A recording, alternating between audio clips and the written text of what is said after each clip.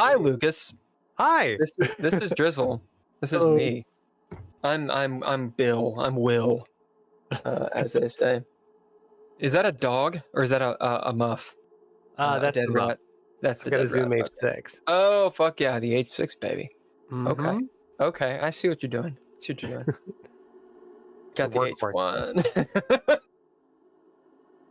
I got that H1 baby. Drizzle, if you don't know, do you know what the H1 is, Drizzle? No. The Drizzle. So he has like an actual audio recording device. Yeah. Mine is the equivalent of this eraser compared to that. What are you talking about? It's made of plastic. I'm using my lovely PS4 headset. I mean, that is now 6-7 years old, so I didn't know there was a PS4. Not really into the video games. It's more my brother's speed. Anyway, Lucas, I know we talked in email and stuff. I'm off my meds, so I might be a little weird tonight. Okay. Don't worry about it. That's why Drizzle's here. He's here for protection. Okay. Pretty much. Is there anything that you don't want to talk about, or you want us to avoid? It's I don't think so. You asked me that, and I'm like, well, what did you find? No, I don't. I have no gotcha moments whatsoever. Sure. Like that's more Ken's thing because he's more of like he's an actual journalist. I'm just a person. Yeah. Okay. Well, good. Yeah, we can actually start whenever. Any questions that you have? Yeah. I mean, do you know who your regular or ideal audience is and what they might kind of be looking for as far as a quick win? No. I mean, pretty much the people that listen to us, they're into tabletop games. But the thing is, we have a pretty eclectic guest roster. We've had a lot of different people, so it'll be game stuff, but we talk a lot about films as well.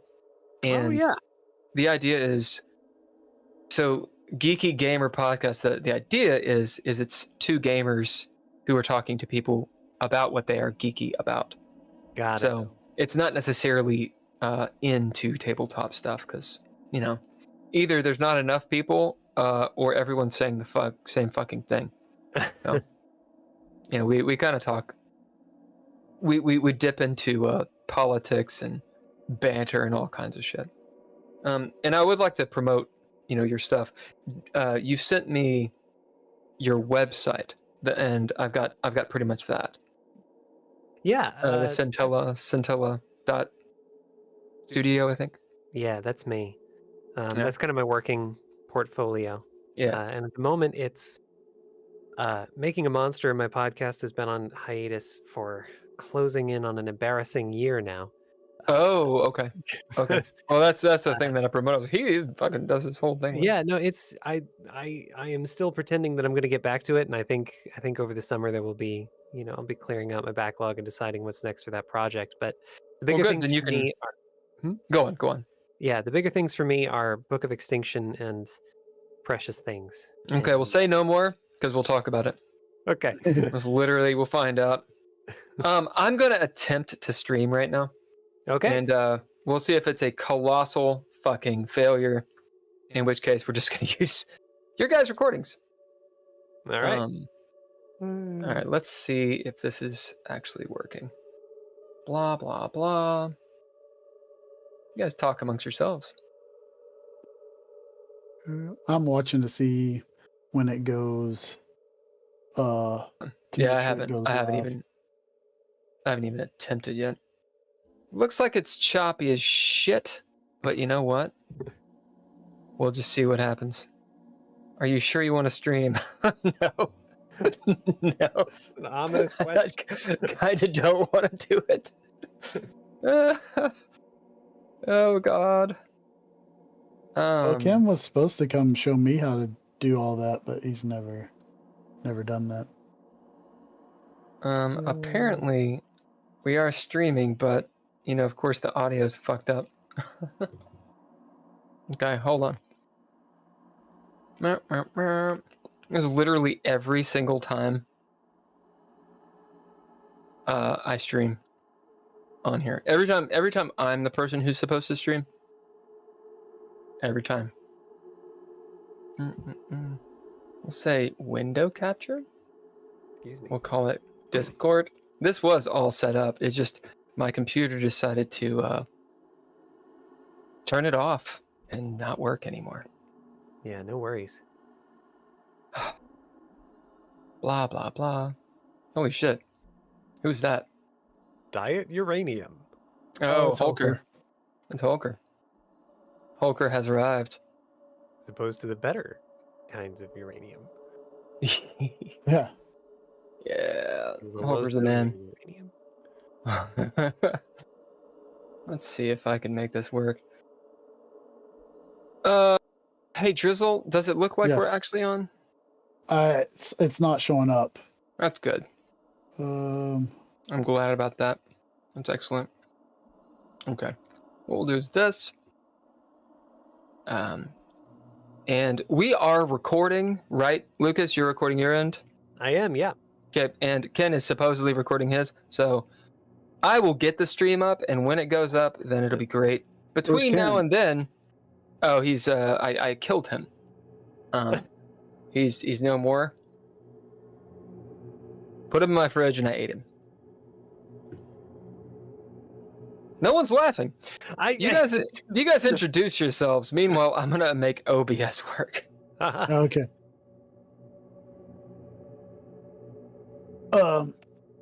I'm Drizzle. Been playing D&D and Dreadlore now for 3-4 years. But only ever really played one serious campaign that then turned into another. Like, it's the same group of people. Played a couple of small campaigns, but never for the longevity of anything. It's just been the one really long game with the same group type sort of stuff.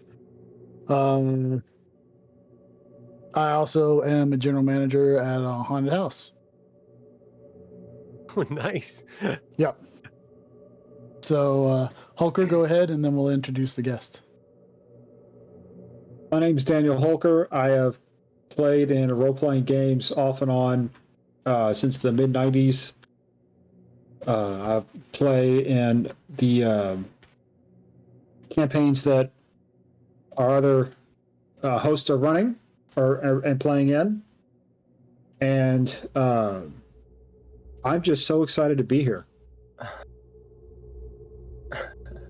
And Lucas, our guest this evening, if you want to introduce yourself. Hello, I'm Lucas Zellers. I started playing Dungeons & Dragons in 2015. I started writing for the game in 2018, and it became my career circa 2021. And did my first Kickstarter in 2023, so every couple of years I leveled up. You might know me from a project called Book of Extinction. You might know me from a podcast called Making a Monster, and I hope you will know me from a new project called Precious Things. But yeah, I've been in the TTRPG space as a career for about 6 years now, depending on how you count it. And it's been a trip. And we've got Bill Bunkum over. I don't know if he's this way or this way or this way or this way. Yeah, but he is working on fixing our OBS system right now, so he'll talk here in a few minutes. Okay, I think what we're gonna do is just record. Yep. Yeah, We're just gonna record. We're just gonna record. And fuck live streaming. How's that sound? Yep. Because that way, I don't lose my mind. Okay. Be comfy. That means I don't have to watch chat, is what that means. That's right. Right. That's right. Pre-recording is really the way to go in these things. Lucas, you have done a lot of podcasting. Tell everyone what. Tell us about the podcasting. There's an open-ended question. It's a good SAT question. Tell us about your podcasting, please. Well, I did pretty well in the SAT. Not to out myself. How would you do? Gosh, I don't remember. You're gonna date yourself with your score, because I think they changed the way they score it. They must have. I may have only taken the ACT. I don't know. What was your score? I guarantee mine's lower than yours. 100%. I'm an imbecile. Up to 36. Yeah, that's the ACT. Then I did fairly well. Yeah, I got 35. No, I don't know a single person that got a 35. I know people that got 36s and like 30s. I got a 20 and stuff. Wow, my first time. Holker got a 20. I got a 23 both times. I mean, no. It's a piece of shit score. It's bad. It's bad. Holker was like, I got a 20. I was like, right. Then what you get? I had been looking at podcasting in about 2014 when it would have been smart to start. Yeah. But it took me until 2020 to really get it going, because it took me that long to have the equipment and a question that I really wanted an answer to. And suddenly I had a whole lot of time for reasons I'm sure you'll remember. So what? I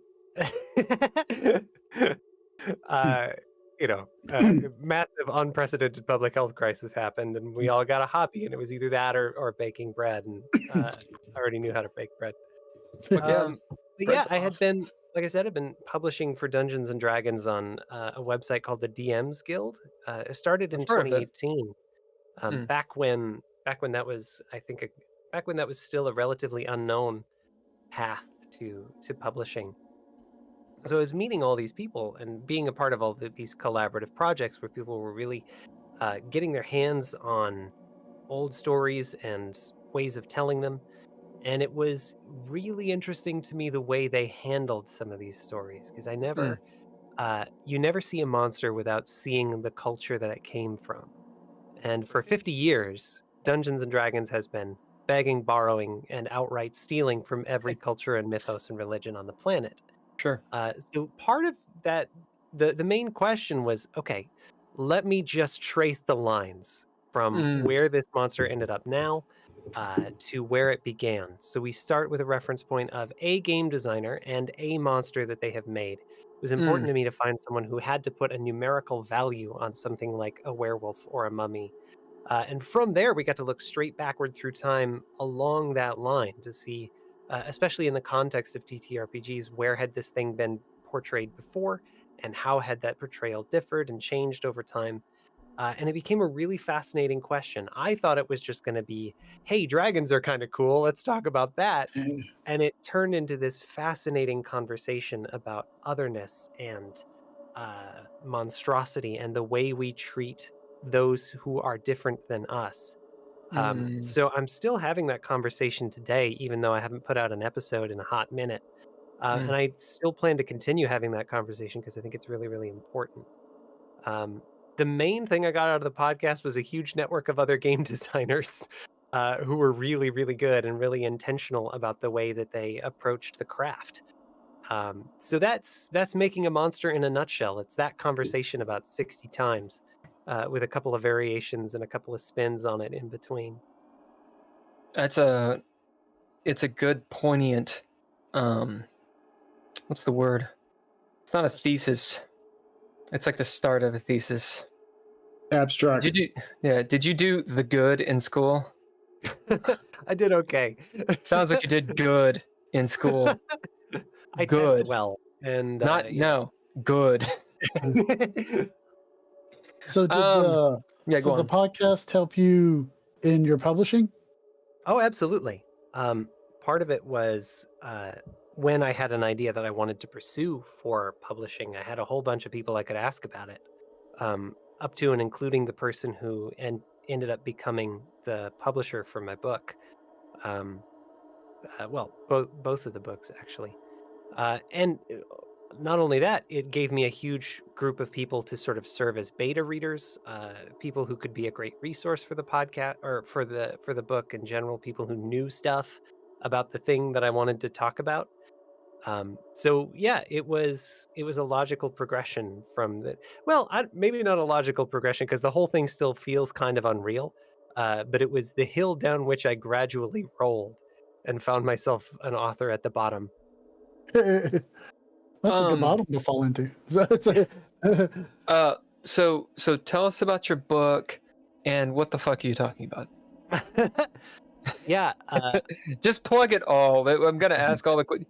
You know what I'm gonna ask. Just answer the questions. Yeah. I mean, and it is like I don't like to. It is a plug, sure, but it's also like you kind of have to understand this to know. Like this project came out of my attitude as a game designer. Like one of the main things I learned from making a monster was that a monster does not exist separate from the culture that created it. Everywhere you go in the world, there's some version of a zombie and some version of a vampire, and they all reflect the worries and anxieties of the people who told that story and the climate in which they told them. And that if you look at a monster and see a culture, then you look at an animal or a species or a plant and you see an ecosystem or a habitat. You kind of see the world in exactly the same way. So I'd been doing short adventures, small projects, and I really wanted something meaty, something to kind of stake my claim on and kind of take that next step in the industry. So I settled on a monster manual of extinct species. So we took real life and extinct animals, most of whom had gone extinct in the modern era, circa 1500 AD and forward, and then remythologized them into Dungeons and Dragons monsters. We ran them through that same process of becoming a monster that I had learned through the podcast, only we did it really, really fast. And we told 70 plus real life extinction stories and found some really heartbreaking things about the way we have treated the natural world as a society and culture and species over the last few hundred years. And some really interesting things about the way that we tell stories and the way we remember that process. And I hope some really fascinating things to play at your table, some monsters that are fit and ready for the hyper magical, fantastic world of Dungeons and Dragons. Jesus Christ, that's high-minded. I am in the perfect. I'm in the perfect mood for this. Amazing. So Holker is a bit of a historian. I'm sure he's got questions about. Oh yeah. Your extinct species. Yeah. Okay. So you said you only concentrated on animals that went extinct from the 1500s on to the present? Yeah, the watchword for the book was anthropogenic extinctions, which ended up including large mammals from the last ice age, depending on how you count it and who you ask. I mean, it really helped us out to be able to put a giant saber-toothed tiger in the book. Really helped Humans did it. on what we're doing. But yeah, most of what we worked with was post-industrial extinctions. Partly because that is when we had record of them. That was the age of sail was when we started getting written accounts of a lot of places that had never been written about before, like Tasmania. And partly because that was around the time when species started going extinct at an alarmingly precipitous rate, like really, really quickly, in ways that they never had before. Do you ever have? So you went through a process of turning them into monsters that could then be incorporated into D&D's mythology? Yeah. What if those monsters just went extinct, like in D&D? Like they rolled a 1, Sometimes it happens. We did talk about that. They all rolled ones. One of the fun things that we got to do with the book was add a chapter about monster extinctions. So we learned the mechanisms by which creatures go extinct. There are 5 of them, generally. Climate change, habitat loss, invasive species, population growth, and overutilization. So if we imagine, what about DM inconvenience, right? So the DM just looks at it and says, I can't work this into the story. Yeah, it's like you were never there. It was God. Yeah, that's a magical sort of outside force, and we did consider it. There's a parallel to that in the way that we thought about extinction and the balance of nature. But yeah, it's we wanted to give DMs tools, a greater biodiversity of monsters to work with, and finding one that would like work for what they're doing, or that was more convenient or more interesting, was the watchword for the fiction half of the book. What's an example or a couple examples of these extinct species? Yeah, so there are a couple of ways that we did it by and large. For some of these creatures, they were monsters already. Those Ice Age megafauna that I mentioned, like a saber-toothed tiger, that was in D&D. That's saber-toothed cat. Started. Sorry to correct you, but saber-toothed tigers don't exist. They're saber-toothed cats. Yeah, there's no reason to believe it had stripes, and no reason to believe it was related. No, it might have had stripes, but it still would be a tiger. Common names were an absolute mess, and we had to deal with nomenclature an awful lot. So those just went straight in the book.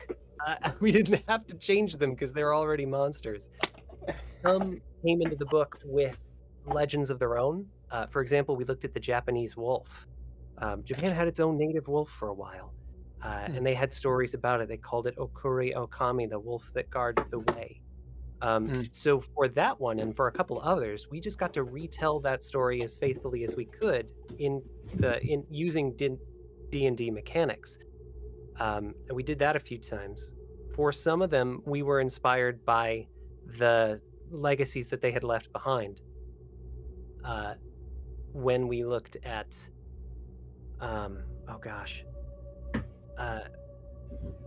for some of them, we looked at existing D&D mechanics.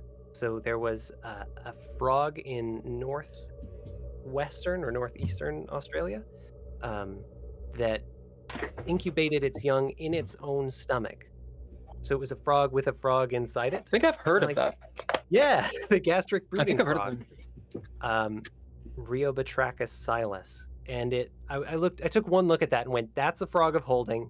I know exactly what that is, how it works.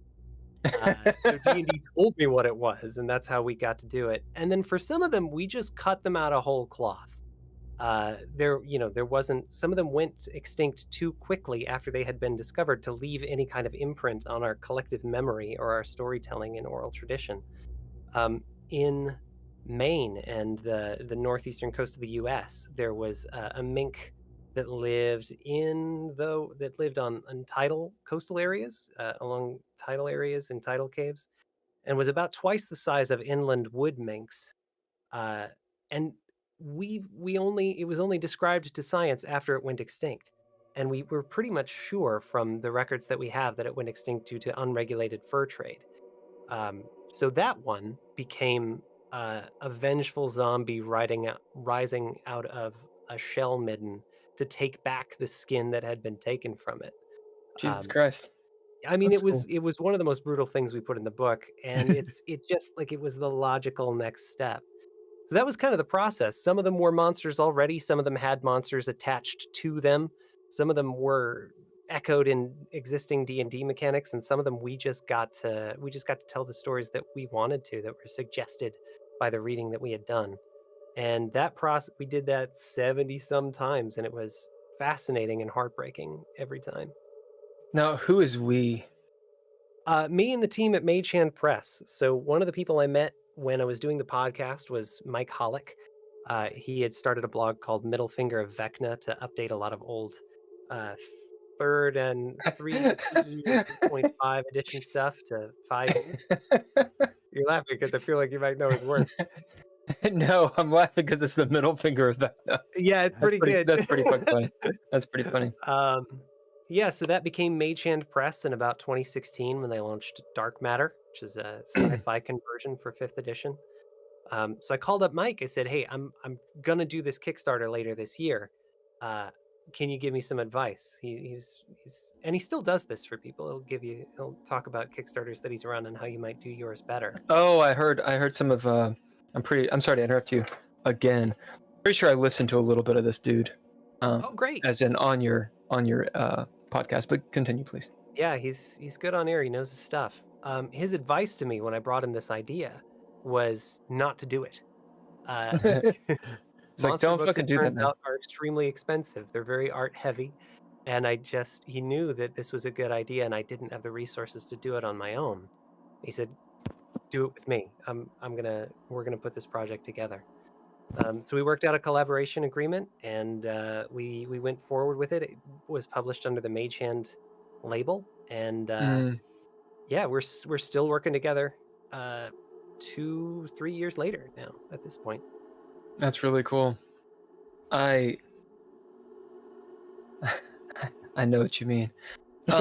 Right. So you made this book. What are the dimensions of the book and all that good stuff? Oh, it's meant to fit on the shelf with all the other sort of D&D books. Do you have a copy of it? I don't. We are just in the process of getting it printed. We did the final editing pass this week. Not to date the video or whatever. It's probably going to get to people. And shipping and printing is like a whole thing that I also wasn't ready for, that I'm really glad Mike brought me on for. So we're expecting it'll be in people's hands. Yeah, we're expecting it'll be in people's hands probably early next year. We're hoping by PAX, but PAX Unplugged in December, but I doubt it. Oh, okay. I don't know what PAX Unplugged is. Oh, it's a tabletop convention in Philadelphia. Oh, okay. Is it PACT? Or PAX? PAX Unplugged. So Penny Arcade Expo is a video gaming convention that started a while, and then the tabletop world has gotten big enough and powerful enough to kind of split off and justify its own little get-together of nerds. That's pretty sweet. Yeah, it's great. Yeah. I was thinking like PAX Romana or whatever, like which I wouldn't be surprised if gamers and tech people have the same kind of sense of humor, which is to say none. We're thinking about the Roman Empire all the time. Of course. Lord Almighty, there's a lot to cover. So what are the dimensions of the book? Offhand?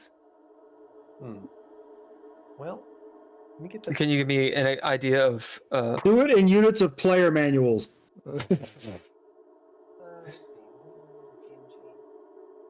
Or show us. In the area of 8.5 by 11, I think that's what I'm looking at. If it's a D&D book, it's about 8.5 by 11. Yeah, it's going to be the full size. It's going to sit right on your shelf with one of these. Yeah. So it's almost a one-player handbook. Like 0.8 player handbooks. About how many pages? 260. Oh, so it's kind of beefy. Yeah. There's a lot in it. Yeah. The book that I wrote, it's a tabletop role-playing game, and I opted for the executive size, which is a 10 by 7, because I just do you remember the old second ed? They were supplement materials, and what were they called? Something Arcana, not Unearthed Arcana. It was before that shit. I think it was something Arcana.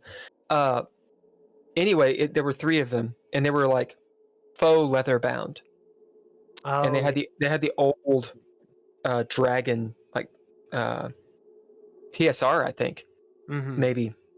Anyway, logo. Do you know what I'm talking about? Barely. I've gone through a lot of older source books trying to get doing research for the book. It's wild. It's called like Magica Incarnum or something. It's kind of a, what's the word I'm looking for? Not standard and not tropey. Just sort of a Latin-y, we'll just call it cliche, tropey name. Yeah. But they're these cool fucking books. It's like they're just reference. They have it's all black and white, almost like block print art. And it's just magic items or monsters or whatever. It's really interesting shit. Oh, and yeah. they were that size, like manuals. Mhm. And so I made, I'm not, this is a shameless plug, okay? Yeah. But it's this thing. Thing is, 10 by 7. So this is around, I want to say it's like 100,000 words. That D&D book, that PHB, has around 300,000 words. So the idea being that extra space. Oh, there's the fucking book. It's upside down, Holker. That extra space, as in the 10 by 7, 8.5 by 11, seriously, dramatically reduces, like by about 100 pages. Oh, yeah. So this is around 500 pages, and it's literally the entire fucking book, and loads of lore and all kinds of shit. But when people see this, they're like, what? You know, because you can kill a motherfucker with it. It looks like you could kill a guy with it. It's a whole, you can sit that right on your coffee table. It's serious. And I sat there thinking, you know, I think I get why D&D or Wizards of the Coast or whoever the fuck owns them now. Is this still WotC? Or is it just Hasbro? Yeah.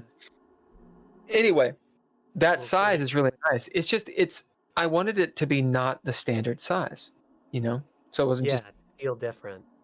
So what possessed you guys to, I guess D&D is kind of your jam, so. Yeah, part of it was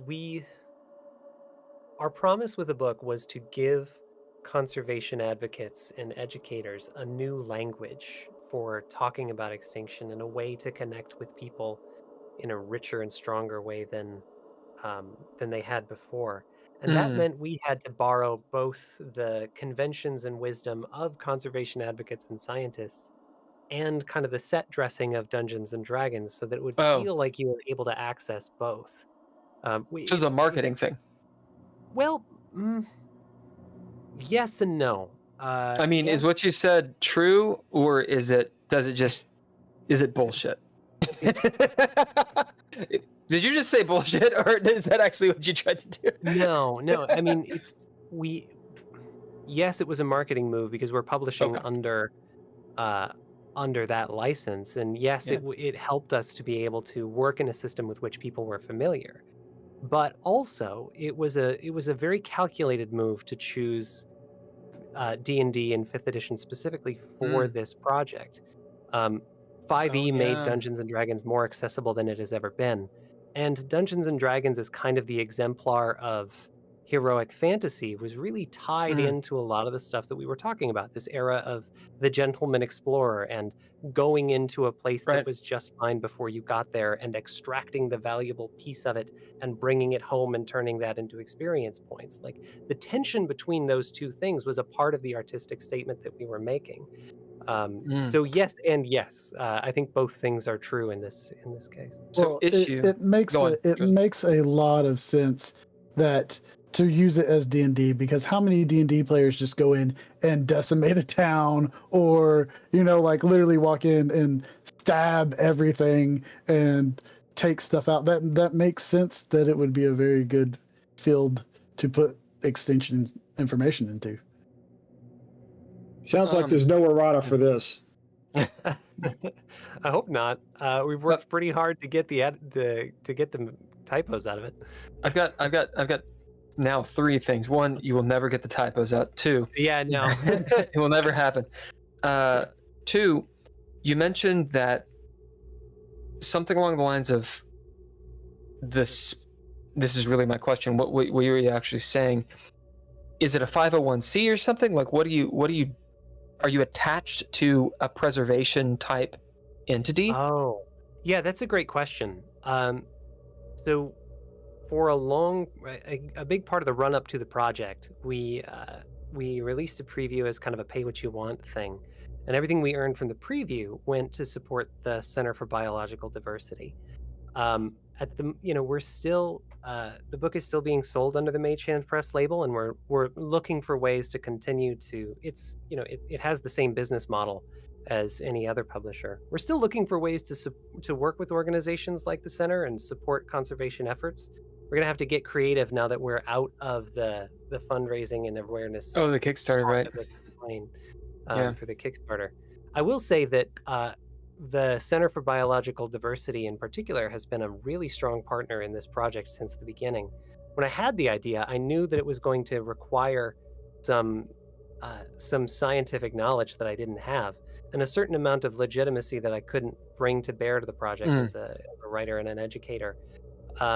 So I called around to a lot of different conservation organizations, and the center for most of them didn't quite get it. And to be fair, it's a hard pitch if you're not coming to it from the world of, if you don't already know what TTRPGs are and what they're capable of doing for people. The Center for Biological Diversity was one of the first people I called that locked in on what this could do and what this could be, and they locked in hard. They saw this as a really strong way of showing new people, introducing them to the issues that are still at play and still driving species extinct. And they recognized the theater of it and the potential that had for bringing people's emotions to bear and connecting them to nature in a way that other avenues can't. So they helped us a lot. They helped us promote the project. They gave us access to a science consultant who went over every factual entry we put in the book and made sure I had my head on straight. Brought a lot of research experience and hands-on advocacy and field work experience to the book. Interesting. Did you have to pay him?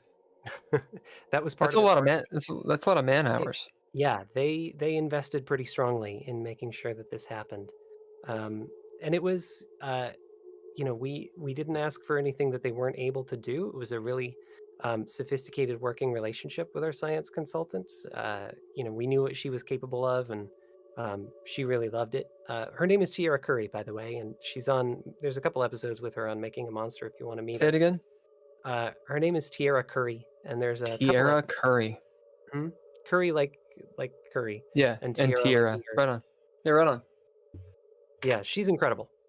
Absolute powerhouse of a woman and science advocate. She really helped whip the book into shape.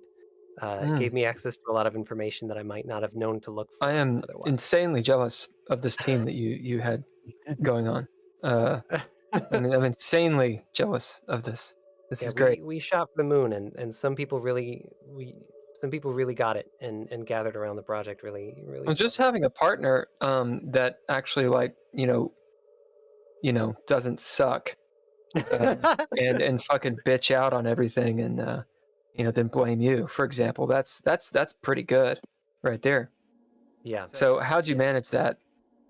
I got really good at cold calling people. Yeah.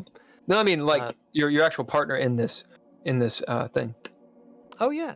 And actually, so is it one person? How big's your team? I'm gonna shut up and answer. Allow you to answer the question. Sorry. So Mage Hand Press is about 3 people, and then a network of freelancers. And most publishers in the TTRPG space have that same kind of structure, just with bigger or smaller core teams.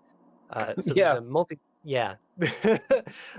a lot of really successful people run with just one, and just like some people that they managed to work with, and a lot of the people who ended up on Making a Monster were just in that like cadre of freelancers that were working for, Hit Point or DM's Guild or whoever. Working for Hit Points. I like that. That's pretty good. I'm working for Hit Points. I will work for Hit Points. Working for in-game blowjobs. I get it. It's fine. So that's the Mage Hand Press team, and then the artists that they. And you own that company? No, Mike owns that company. And Mike does. Okay. Mage Hand Press. What a douche. Mm-hmm. I love it. I love it. Hero was pretty cool because she has been a part of litigating for protection under the Endangered Species Act for a long time. And her name was still on a press release with regard to the Florida fairy shrimp from circa 2011 or 2014, I think. Yeah, I think I read that one. I called her. Her name and number was on it. I just called her because I wanted there was some information missing from the press release. I wanted the whole story. I kind of wanted to see. Sure. I was doing what a journalist would do, and she picked up. When you have a project this project was high-minded enough that people found a reason to believe in it. I had a really straightforward way that she could help, and I had a really straightforward way that the project could help her and the center. And What were those things? Yeah, and that was how that was the story. And I did this with a lot of people. I called a couple museums to try and talk to them about their advocacy work or specific species that they had worked with in the past. And it was, it was a really great kind of hand in glove way of working together. So okay, when you were go on, sorry. when you were trying to get all this together, did you roll for initiative? No, not at all. Nothing I did could He doesn't quit. consider He doesn't quit. of rolling initiative. Okay, I've got a couple questions. One, so how did this person or a person benefit? And then, because you said you contacted them and you had very clear goals, right? Yeah. I'm not looking for doxing people. I'm looking for just in general information, like for other people that are attempting to get a team and attaches and shit. Being very clear about your goals is important. So, what? Tell us what is it? What do you mean? Yeah. So, like, hey, this would help you. Ha! No. Yeah. You had like an actual goal. What was it? It's so simple that it's incredibly difficult. There were basically three things that I told everybody. Hey, this is who I am. I have this kind of background and I can really pull this off. I gave him my bon mots as a publisher, and working with Mage Hand gave me a lot of legitimacy in that way to say, we really can put together a 260-page hardcover and get it in people's hands. And then I would say, this is what I'm looking for. I see that you, for example, I see that you were involved in the campaign to find and protect the Florida fairy shrimp. I want to know more about that.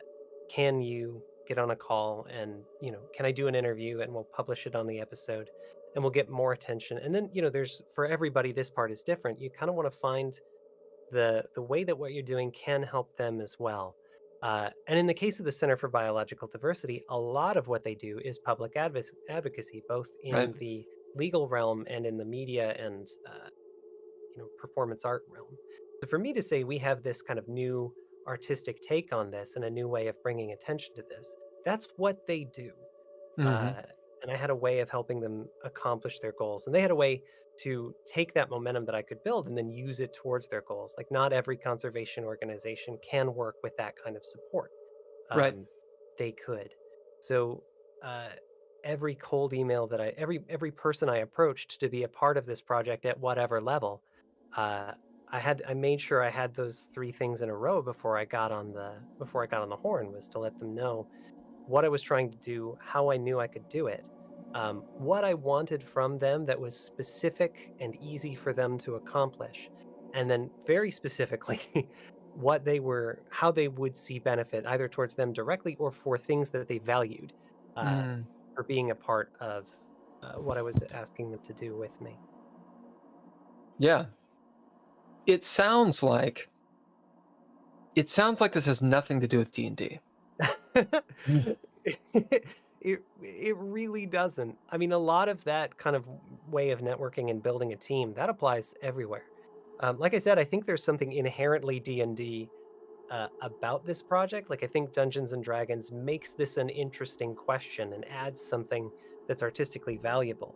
But this is good advice and good practice for anyone who wants to put together a team for whatever you're doing. Yeah. So, okay. Maybe you've answered this. Perhaps it's implicit. Are you an activist? I am now.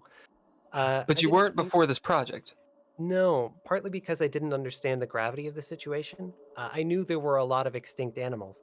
I did not know that we are living through what some people call the sixth mass extinction of life on Earth. An extinction event the likes of which has only ever happened 5 times in the planet's history. I didn't know that the reasons that it is happening are largely anthropogenic, that is human caused or the direct result of decisions that we make, some of which are just the result of casual inertia or lack of attention to things that I think were really important. And weirdly, by the end of this project, I've written some of the most complete records of some of these species that exist. Like, no one's paying a lot of attention to a tiny brine shrimp that lived in a very particular pool in Gainesville, Florida. But that was the Florida fairy shrimp, and I think that story is important. It's typical of what happens over and over again. That doesn't get a lot of attention. So I became an advocate over the course of it, and honestly, it was a 2-year masterclass, a 2-year crash course in conservation advocacy. I'd put it on par with anything I did in college, certainly. So you're saying when you've written about these things, you're saying you've done the research and you're literally writing about these things and it's real information. And then at what point does the nonfiction become fiction in this book? Yeah.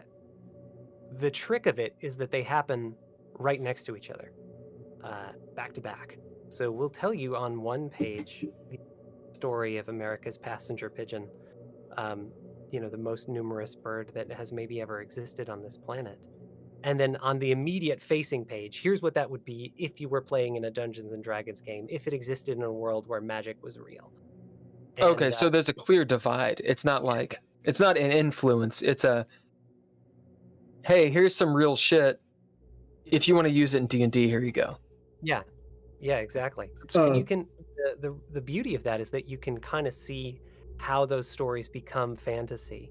And there's like direct, I get the privilege of being very explicit about my influences there. Like, yeah, exactly. This is the monster that this would make, because that's what actually happened. What were you saying, Holker? Passenger pigeons. This is relevant to us because of where we're originally from. But I think the last passenger pigeon died in 1914 in the Cincinnati Zoo. Yeah, exactly right. Yeah, the last one out of all of those countless billions, like the last one was in the Cincinnati Zoo. Yeah, that's correct. Her name was Martha. Martha! I know. Zach really gave me a solid on that. Well, we're not far from Cincinnati originally, so.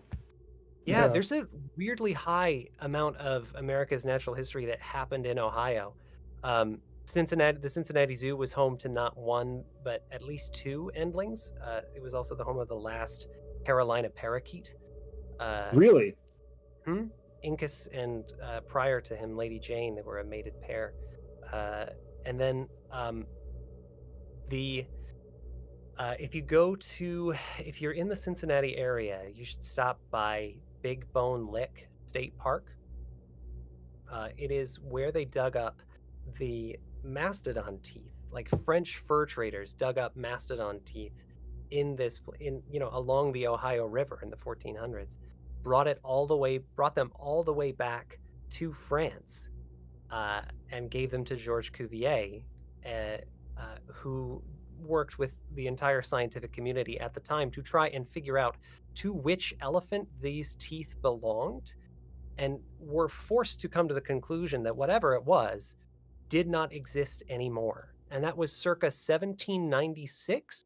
And that was the beginning of the idea of extinction. That was the first time the scientific community admitted that there were creatures on the planet that are now no longer.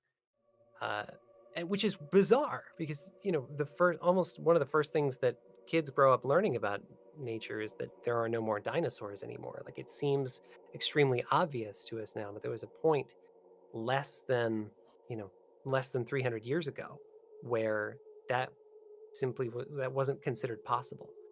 And all that started in Ohio. Yeah, Big Bone Lick's not that far from where we're at. Oh, looks like Will dropped out. He went frozen there for just a second. Yeah, it was but yeah. So I want to ask you a few more questions, if you will. Yeah. What's the most recent animal that went extinct that made it into your book, and what happened to it? I've got this in a table. I want to make sure I get it right. At this point, there are an awful lot of names and dates. We did cover northern white rhinoceros, which is technically not extinct. There are 2 living individuals of that species currently, Najin and her daughter Fatu, and those are the last 2 of the species. Before that, it would have been Rabs' fringe-limbed tree frog, the last of which died at the Atlanta. The last of which died in Atlanta on September 28th, 2016. Wow, that recent. Yeah. Huh. I didn't. I thought. I mean, with frogs, you hear about all sorts of tropical frogs going extinct. I keep hearing it being blamed on a fungus or something that, and I hear this. I hear the same thing. A similar story with bats, being just devastated by some sort of disease that's just going through their population. But I've never heard of frogs around here succumbing to extinction or for whatever reason. Yeah. So the fungus you're thinking of is Batrachochytrium dendrobatitis, or BD, and it causes a disease called chytridiomycosis in frogs. It interrupts their ability to absorb electrolytes through their skin and basically gives them a heart attack. And it has over a 90% mortality rate in the species that it infects. And that has been going on since 2005, I think. Maybe earlier. It's been really hard to pin down when that started. And it has the dubious honor of making amphibians the most endangered class of animals on the planet. Thankfully, it hasn't gotten to America just yet, or rather, it has, but I'd have to check on that. I'm pretty sure BD has been detected on all 7 continents at this point. But most of the frogs that it affects have been further south of us. Rabs' fringe-limbed tree frog was from Panama. But the last one died in Atlanta? Yeah. In 2005, BD was detected in Panama, and a massive concerted effort was made to try to outrun that disease. So it is as reckless and crazy as it sounds. They just went to Panama and grabbed as many frogs as they could find and put them in these bio-isolated container units in places like Atlanta, because they knew that if they did not, then they would never find or see these frogs again. And Rabs' fringe-limbed tree frog in particular hadn't been described to science before. So yeah, it was native to Panama. The last one was pulled out, and just ahead of this the deadliest pathogen known to man. Are there? Did you ever try and cover any flora in your book, or was it all exclusively animals? It was exclusively animals. We touched on plants in a couple of ways, but our book admittedly suffers from the same problem that a lot of conservation advocacy has, in that we focus on charismatic vertebrates. Humans have a tendency to connect well with things that have a spine and a face, especially if they're big and fuzzy and cool. So a lot of the records of extinctions have tended to focus on that as well. And it was just a better fit for what D&D is capable of doing. The smallest stat block in Dungeons & Dragons is a frog. If it's smaller than a frog, D&D just doesn't have the resolution to render it effectively. So we knew that was going to be kind of a problem going in, but that was one of the ways the system kind of demanded that we handle the topic. Yeah, because you can still have to appeal to the masses, kind of. appeal, yeah, but also we had to be faithful to what we were doing. Yeah. I mean, 1 hit point is kind of the base unit of Dungeons and Dragons. Yeah. We already said Frog has 1. So if it couldn't be rendered with a stat block, then it wasn't a good candidate for this particular way of looking at it. I was meaning where you were talking about the stuff with the spine and the face and the cute. That's what I was. Yeah. I say that to sort of apologize. Well, I'm not apologizing because I know what we were doing, but to admit the limits of the project. Yeah. In an ideal world, we would treat every lost species with equal gravity. But in this particular artistic statement, in this particular system, the bias towards vertebrates, especially charismatic ones, was kind of baked into what we were doing.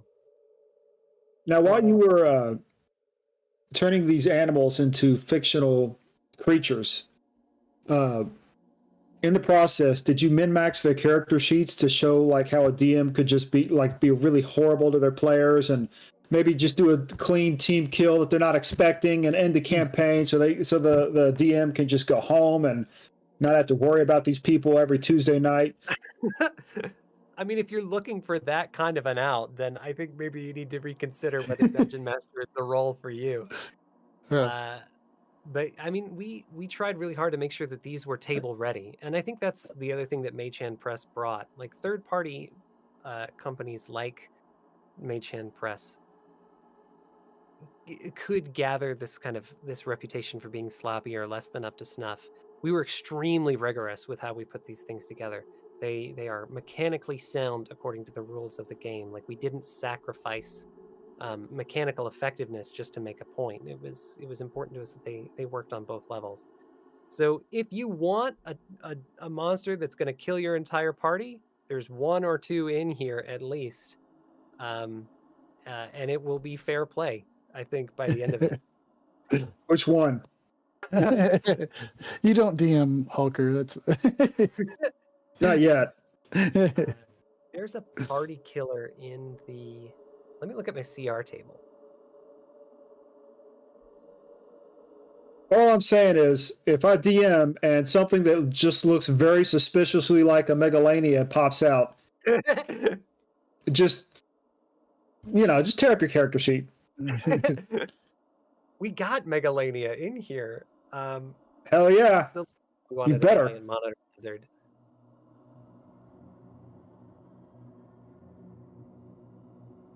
I read early on that there is a phase of an alligator's lifestyle where it is arboreal. Like young alligators can and will climb trees, and that was absolutely terrifying to me. So when we rendered our giant monitor lizard, I was like, put it in a tree, because that's the scariest thing I can imagine.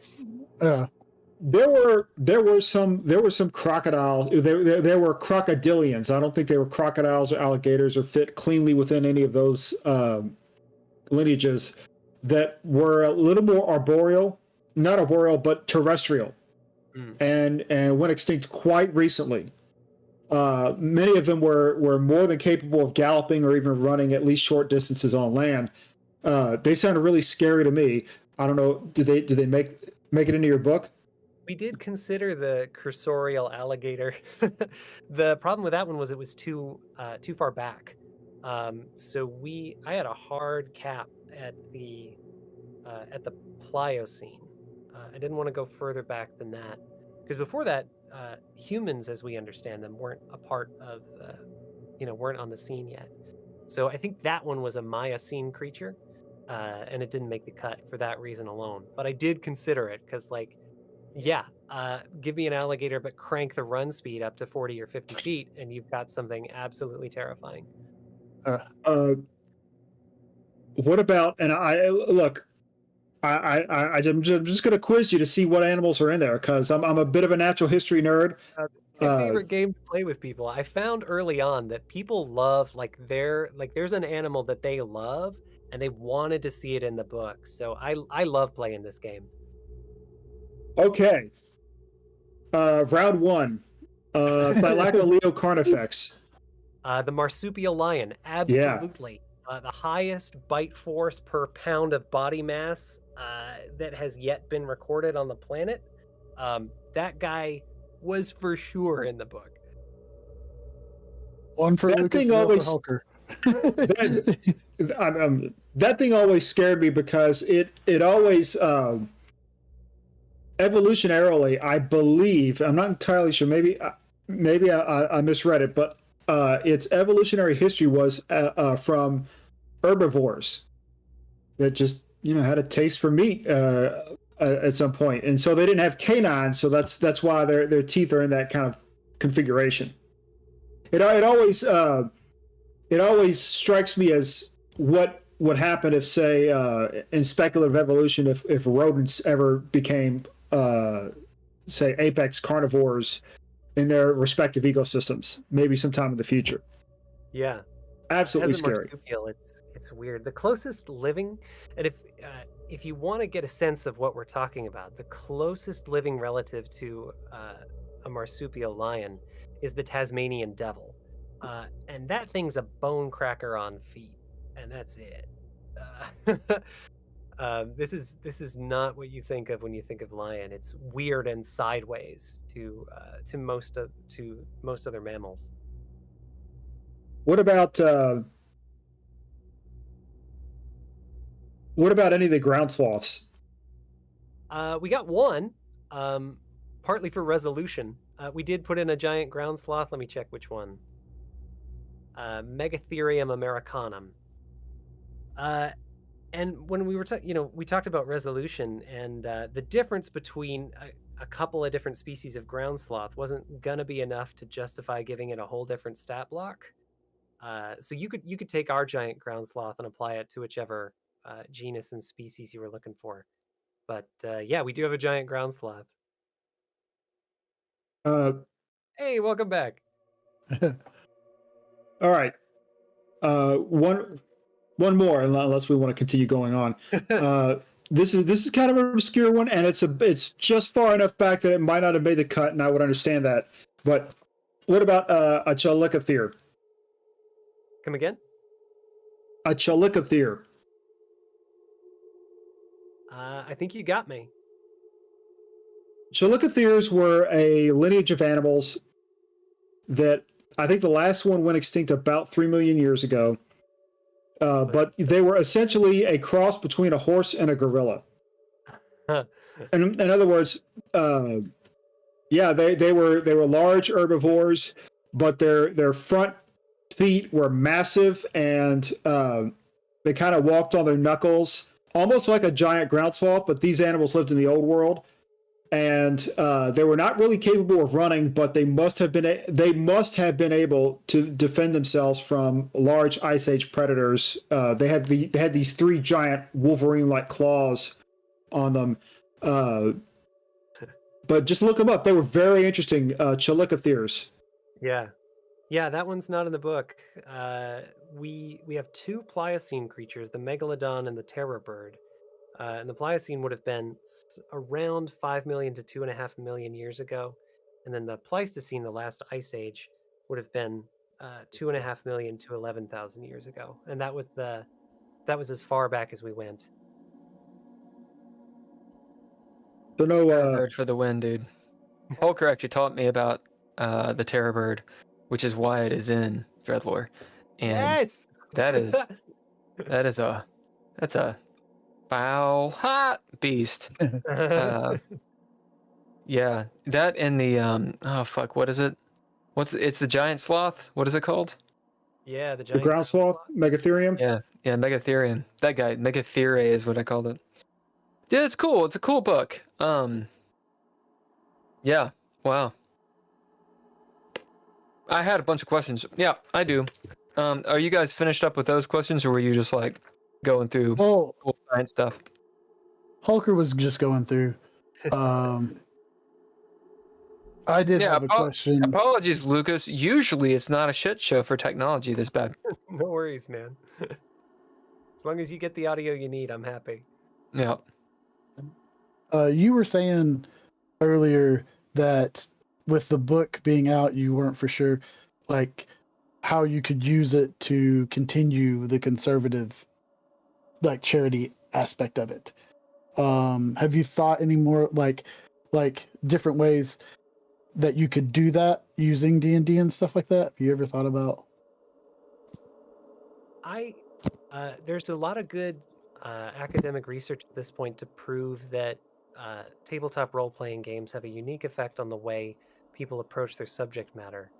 People are starting to look into how it can be used for therapy, for teaching social skills, and a lot of really incredible things. And I think it's going to involve a certain amount of creativity. I don't want to say too much, and I don't want to like overpromise, but I have worked with people who are, one of our stretch goals was to build a study guide for this thing, to be able something portable to be able to give to educators in a school environment and see how they can use it.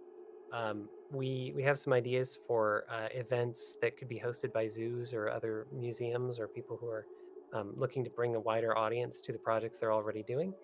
And we really wanted to make sure the book was the best it could be before we started pursuing that pretty heavily. So that's kind of the next step for this thing, is to find the people who have a use for this, to show people who don't know they have a use for this that how it can be used for what they're doing, and to find partners like the Center for Biological Diversity who can really help us get the most out of this new tool. So in the event that someone were to want to do that, how would they contact you guys?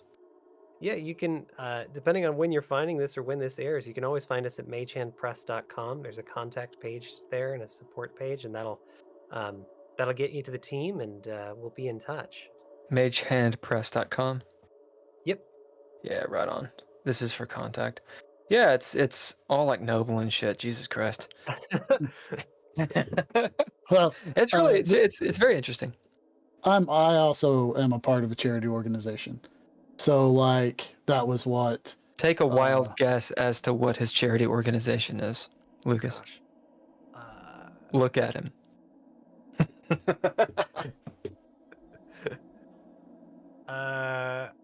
Bluegrass Beard. Wait, what? Yeah, that's we're Beard and Loathing in Kentucky, and we have beard competitions and stuff like that. But we do different things and raise money for different charities. So that's where I was like, like, you could take it and like do like a module, like create like a module that teaches about conservation, and then do it at PAX or that sort of thing. So that could help. Yeah, and that was part of the DNA of the project from the beginning. It comes with a companion adventure called The Last Owlbear. D&D players love owlbears. If you don't know what an owlbear is, yes, it's in the D&D movie. Yes, you do. It's an owl and a bear, and you smush them together, and it's the coolest thing you've ever seen. One of my characters fought alongside one. Exactly. Like everyone who's played D&D for any significant length of time has a story about one of these things. So we imagined, what if there was one left? Just one. It's your job to go and get it, and now you have to figure out what happens next. It's the last unicorn day. Yeah. The last unicorn. There's a whole lot of The Last Unicorn in Book of Extinction. Yeah. A whole lot of Studio Ghibli as well. But that adventure gave us a lot of opportunity to like put those things into mechanical terms that we had been learning as we put the book together, like the ways in which species go extinct and how we have to work to save them, and how much harder that is after the species is no longer abundant. We were able to especially if there's just one. I mean, we were able to put that in game terms and explore what that means, and give players the opportunity to encounter that question in a way where they had the potential to change the outcome in ways that most people just don't in the real world. It sounds like it'd be a really cool anime. Speaking of Studio Ghibli, like that's a badass anime. You got like the what is it? Not Princess Mononoke. What's the one everyone watches? My geek card is gone. Whispers Wind. Nausicaa, the Valley of the Wind. No, Nausicaa's it's my favorite anime actually is Nausicaa.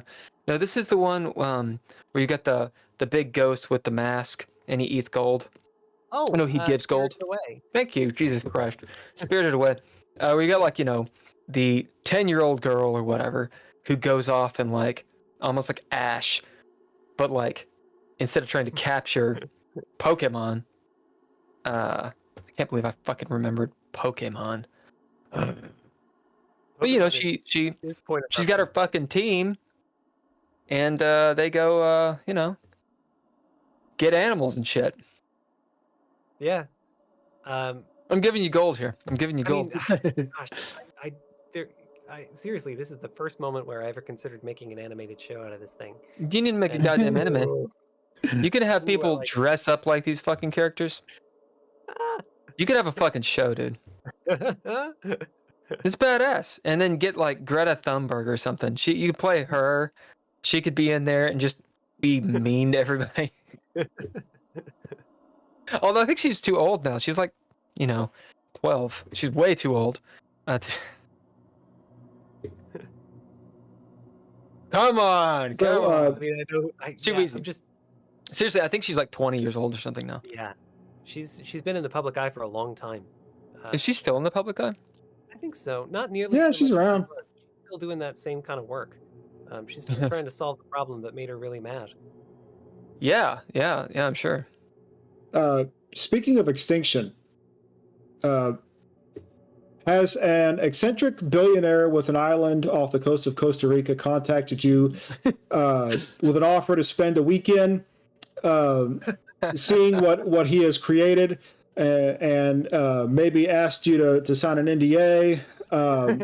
Will there be a crew joining you of other? There's no expense. Spares no expense. Has that happened to you recently? In a way, yeah. One of the weirdest things about doing this project was the people who came alongside it that I didn't expect. When we one of the conventions we went to, we had the big banner up, Book of Extinction, and the guys from Outside Xbox, the Ox Venture team, one of the first YouTube channels to really jump on the actual play genre, and you know, still great at it. Swung by and said, "Hey, do you want to sponsor a couple episodes? Our next adventure is called Extinction, and it's about an eccentric billionaire who is using necromancy to bring back dinosaurs, etc." And we were like, "Yes, absolutely, we would like to do that." Now, how are you sponsoring it? We, you know, it was they had a rate for a sponsored episode in a way that they did that, but. We sent them over a copy of the book. They took a look at it and worked it into the story. So there's a couple Ox Venture episodes out there with That's the cool. Skin Taker, the sea mink I mentioned earlier, and the thylacine, the Tasmanian tiger, is still an icon for extinction. They crushed it. They really got kind of the gut punch for it, and they got a way to play it for comedy, which is really hard to do when you're talking about extinction. And a couple of people who ended up backing the project were like, "I am here because of Ox Venture, and for no other reason." I'm like, "Great, I'm glad to have you." It's really cool. Speaking of sponsors, hey Holker, who's our sponsor tonight? Tonight's sponsor is food that is 3 to 5 days past its expiration date. Go ahead, eat it. Pray about it. You paid for it already, so why not? Still good. Put it in the microwave if you're still worried.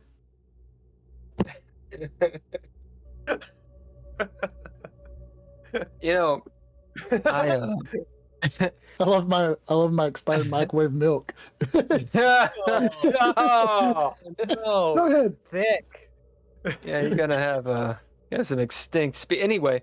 Yeah, I went to McDonald's. It's been a while since I've been to McDonald's, but I went to McDonald's a while ago, and you know, got the double cheeseburger, whatever deal that they don't have. I don't know, 2 cheeseburgers, and then I forgot about it. I guess I just kind of put them underneath my seat. No. I don't know why. I could have put them over there, but I didn't. Put them underneath my seat, and I forgot. And I came back.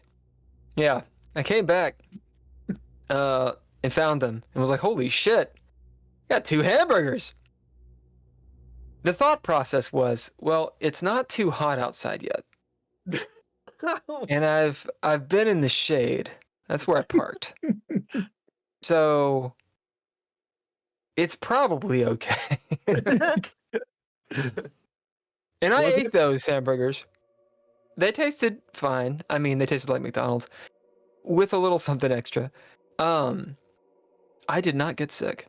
Then again, McDonald's isn't actually food. So, it's a... So, Man. Lucas, tell us the dirt, man. When it comes to conservation, who sucks? Who do we boycott? Who do we boycott? Like right now, like today? Yeah. Yeah. I genuinely don't have an answer.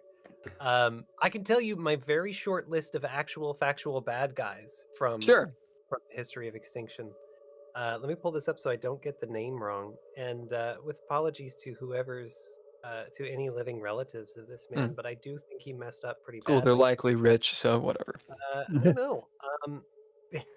So I mentioned the Japanese wolf earlier, and the wolf in Japan had a fundamentally different role in its ecosystem than the wolf does in America. Like when I say wolf to an American, what they think about is something wild and dangerous, and probably predatory in a way that's indiscriminate. But when you talked about a wolf to a Japanese person, at least up to a certain point in history, they saw something that was a benefactor, a guardian. Because for most of what you raise on Japan, I mean, it's the island of 1,000 reeds. You raise rice or grain products. So the wolf was the thing that kept the deer and the boar at bay, the thing that was going to eat your crop. The wolf was a partner in that way. When you're a rancher in Montana and what you raise is cattle, the wolf is a competitor for your livelihood. So I get it. It's very hard to look at this whole thing and say, I don't understand why you made the choices that you made. Most of what I say is, we know better now and we don't have an excuse anymore. During what's known as the Meiji Restoration, or Meiji Restoration, yeah. Yeah, thank you. There was 1868 or something like this. Yes. I think so. Let me roll it over.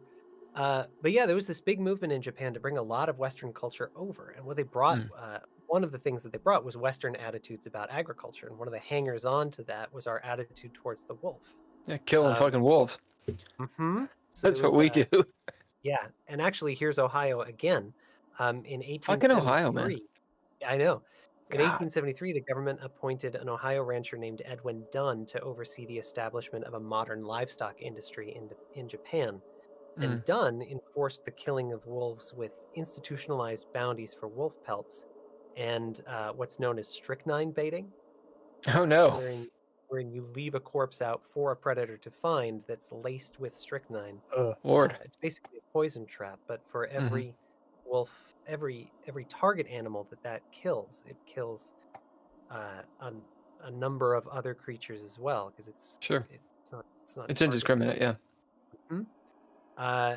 The most experts agree that campaign worked. The last credible record of a wild Japanese wolf was in 1905. So yeah, we can pin it on one guy's recommendation to a degree, in the way that we can pin almost insofar as we can pin anything to one person. But that was a definite nail in the coffin. His name was Dunn. Edmund Dunn, UN. Oh no, I got it. No, I got it. We're all from Kentucky, okay? And we don't like Ohio. Are you in Ohio? I am. I'm not from here originally, though. I'm from Illinois. No one is. It's weird. People just end up here. I'm from Illinois, and we have an irrational hatred for Indiana that is. Yeah, no, that's not irrational at all. You from Chicago? It's not irrational. No, not Chicago. I'm from rural Illinois, which makes it worse. Where, if you don't mind saying, it's not Springfield. North Central. Just small town near the state line. Yeah, did you go to Gen Con quite a bit? I'm thinking Indianapolis. Yeah. I didn't start going to Gen Con until I started working in the space. My first Gen Con was 2022. Wow, yeah. I only went a couple times. So D&D, this is a question I was going to ask before. Yeah, your book is dealing with 5th ed. Mm-hmm. Do you know where I'm going with this? I don't. You're giving. Well, they're coming out with a new edition. in typical D&D fashion, you know, they want to make a new edition, and they want you to buy a lot of different books. And now I think it's D&D 1, I think is what it is. For some reason they're not doing D&D 6. Why? I don't know. They're following Xbox. I've heard a couple of. It's had a couple of different names over the course of it. We heard one D&D. We heard D&D Next. I think that might have been the. Well, D&D Next was originally 5th ed. Was 5e. Now they may have. I haven't listened to. What is it? Professor Dungeon Master whatever the fuck his name is. He's YouTube guy. He's pretty good shit. Actually really good shit. If you want your D&D news. And does a bunch of minis and stuff. I don't know why I'm promoting his channel. He would not review my book, and he has like I think 1,300,000 billion subscribers. So he doesn't need any more legitimacy. But truth be told, Professor Dungeon Master rocks and rolls. Oh. Anyway, D&D 1. So if they're coming out with another version, and I know the version is quite different in terms of apparently it is, we'll put in quotes, very inclusive, which is to say they're trying to get away from racial bonuses and penalties because that is apparently bigotry or promotes bigotry, right? Because if you're a race and you have a +2, then ooh, you're race kind of thing. Perhaps that's a thing. There's a mechanical aspect there. I don't know if that really deals at all with the monsters.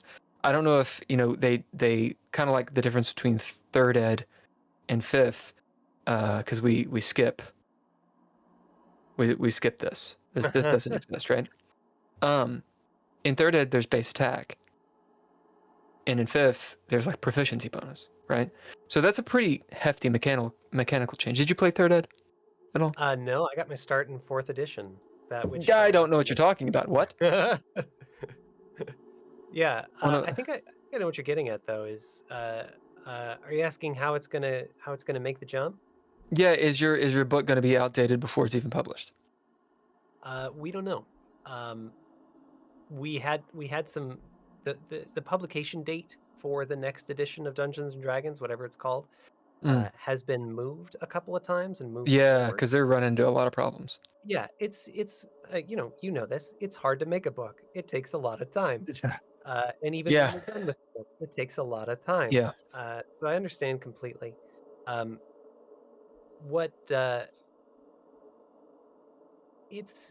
We don't know how much it's going to change. There's I've heard that it's going to be backwards compatible. I've heard that they're going to try and merge the mechanics. That'd be cool.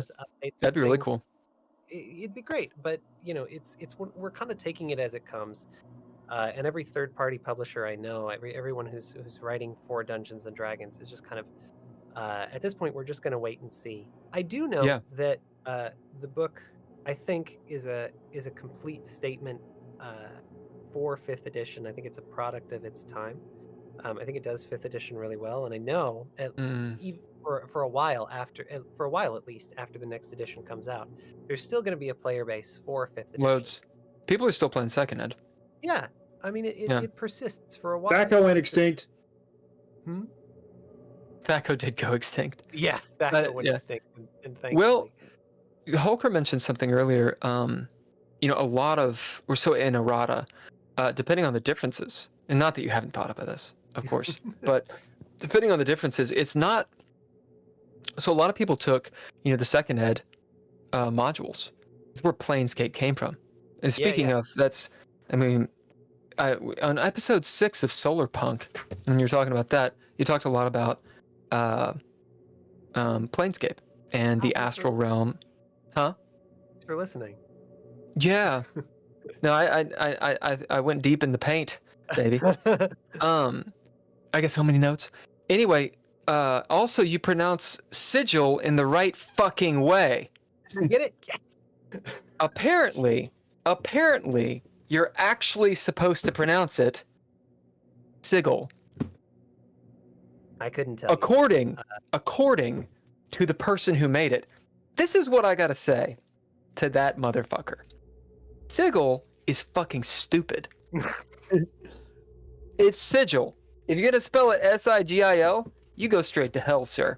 You go straight to fucking Beator, all right? And suck my dick on the way. All right. You pronounce sigil well. Sorry. Here's my question. If D&D 1 or the next D&D or whatever is pretty different, will you guys take the time to put out something that can translate between the two deals? And that was my point of people took second ed and piped it into third, and then they even did it to fifth, and it sucks in fifth, but whatever. Yeah. It depends on how much it changes. It's entirely possible that it will stand as written. And we try to keep it current with some of the design trends that even fifth edition has even been changing over the time. I know we had to rework we had a bunch of werewolves, a bunch of lycanthropes in the book. And we had to rework them pretty strongly even from when we started writing the book back in 2021. So we kept it as current as we could. I don't know how much the edition is going to change. If it does, I'm going to try and see that this thing has a future and a life after this statement of it. But again, we're going to take that as it comes, and we're going to. It doesn't seem like it's a big deal as best we can. Because it sounds like the mainstay of your book is that it's relevant regardless of the edition. Like even if it's an outdated edition, it's still cool as shit, and it's actually real information and lore. I mean, that's gonna last. That's gonna last a long time. Yeah. Interesting. What's the challenge rating of these extinct things, assuming you bring them to the game? We've got the full gamut. I think that's more than the Monster Manual of 5th Ed does. They favor, I want to say it's, I'm not 100% on this, but I want to say it's like 12th and below, 12th level. Because, once you get to the higher levels of 5th Ed, I don't know, I fucking hate 5th Ed, to be completely honest with you. But, whatever. Once you have the... game. Once you get the higher levels, you have a character who's actually using that, Vecna, and all kinds of stuff. High level play is wild, and most people never get there. No, it's just not as fun. They didn't make the game for high level. I mean, they've been documented admitting that, hey, look, the bell curve is what we're going for. People don't want to play first level; they want to play third to about 12, maybe 15. Yeah. And I mean, that's been my experience. I mean, it takes a long time. Americans move on average once every 4 years. And it can take that long to get through 10 levels of Dungeons and Dragons. We tried to support as wide a player experience as we could. Our CR range is from 0 to 22. 0. Listen, we had to do a duck. Like Did you say Americans move on average? Say that again. Americans move on average once every 4 years. Oh, you mean like move houses, or do you mean like move out of their seats? Oh yeah, no, they're just. They just fucking digging. Yes, you did a duck. Did you give him cool like powers and shit, or is it just like, look at this noble duck that fucking got killed by oil? We tried to give everybody a unique trait at least, or an interesting thing that they could do. Sort of a fantasy type thing. Yeah, that got really hard when what we were dealing with was a bird about yay big. Right. So, there's some of them that are just like, the game does not have enough variety. Like one hit point is one hit point when you get down to... Right, no, D&D sucks, I know. Yeah. But, so yeah, I mean, it was important to us to render the animal as it actually was. So I have a stat block for an individual passenger pigeon. And then that just carried through. So we ended up having there is a stat What block if- for just a buck. So what if in the fantasy version of the passenger pigeon, it had teeth? Oh my god. It didn't need teeth. The passenger What did it pigeon do? The passenger pigeon was a biological storm. It was a natural phenomenon more than anything. This was a volume of birds that could break the limbs off of trees when they landed. It would blot out the sky for hours at a time. This is one of those things where I didn't have to change much about it at all to make it D&D as hack. I Whoa. just made it a swarm. And like So it's a swarm. really big, it's just a swarm. Is it like one swarm? Like, swarm. oh god. Yeah, it's at the center of a cloud of birds a mile wide. 'Cause Jesus. that's what it was. This is one of those instances in which I didn't have to change it. Like, this is so wild and alien and insane to a modern audience that this could ever exist. That is a monster all on its own. Wow. Yeah, what's their challenge rating? Or The challenge or swarm? whatever it is called now. Let me see if I can find it. It's moved a couple of times since I wrote it. I understand, man. I've written many versions of the book and it's very Oh. easy to forget. CR9. Yeah. Wow. That's rough. That's rough. Passenger pigeon. Fuck yeah. Right. So that was the whole sigil thing. Why did people get okay? It's a little bit away from your book. It's more about your podcast, which I know Sure. you said before we started the podcast Making a Monster, which I thought was really good. I mean, Thank you. it's very interesting the way that you edited it and all that stuff. You've stepped back for the last year from it, but all the episodes are on your website and you are potentially going to start it up again, or what? Yeah, I didn't mean to stop doing it. There's a couple episodes that I recorded and never released that I really wanted to.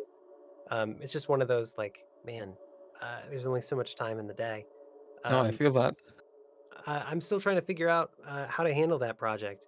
I loved it. I learned so much and I met so many interesting people, and there's still, I don't think there's ever going to be an end to that conversation because we're still making new monsters and we're still remixing the old ones.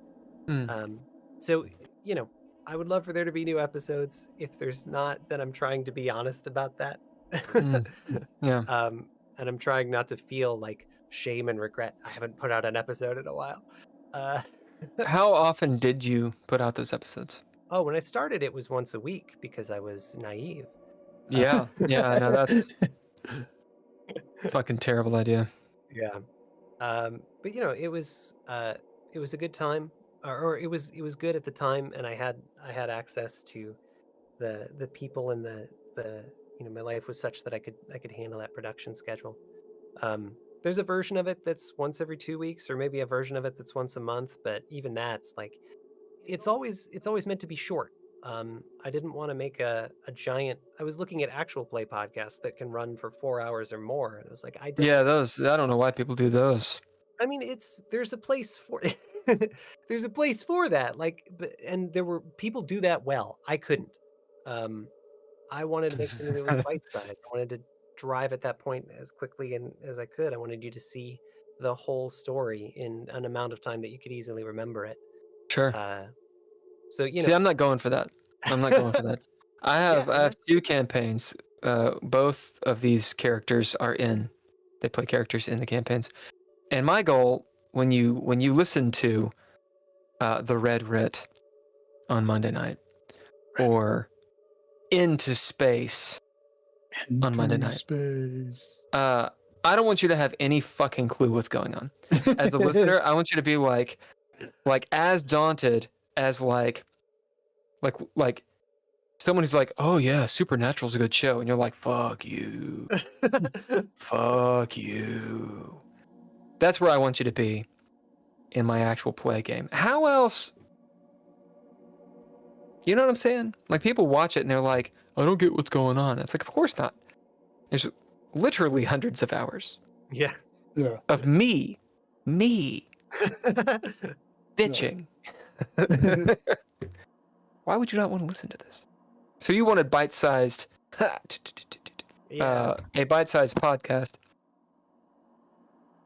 How long And does it an is. episode run? Usually about half an hour, unless I had something really fun to do.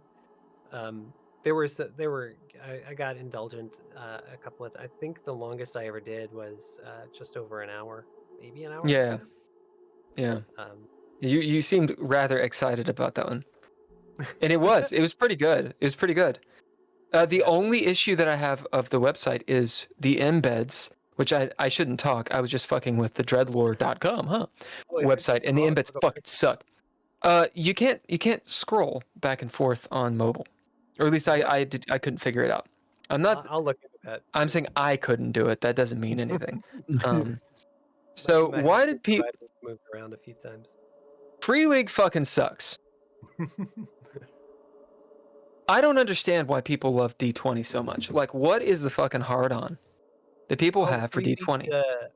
The game production? I don't get it. I don't understand. So, episode 15. Oh yeah, was this? I've done a couple of Free League episodes. Was this Vassen? Nope. Why did people give Mork Borg a chance?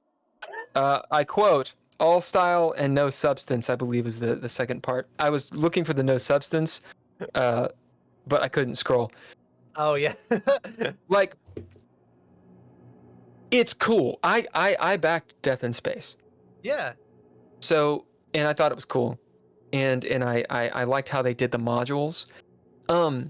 They remind me of I mean they're so successful that I just cannot knock it. Their art's cool, the idea is cool, it's all cool, and then I'm like, this is D20 filth. And I just I have a whole thing about Rules Light. I'm gonna let you talk. People play the game for a lot of different reasons.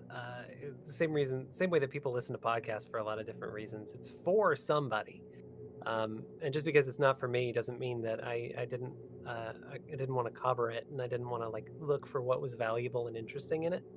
And I have. Well, I'm not knocking you for interviewing the guy or whatever. It's fine. I just don't understand the fucking hard on. Yeah, I don't. For Morkborg. I mean, it's cool, but pretty confused as well. I still haven't played a Morkborg game, even after interviewing people who write from Morkborg. But I can see the appeal of a game that you don't have to prep for, a game where everyone rolls and nothing is predictable and everything happens within the confines of the experience.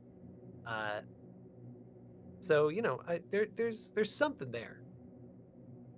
I get it. Yeah, I've played Cards Against Humanity.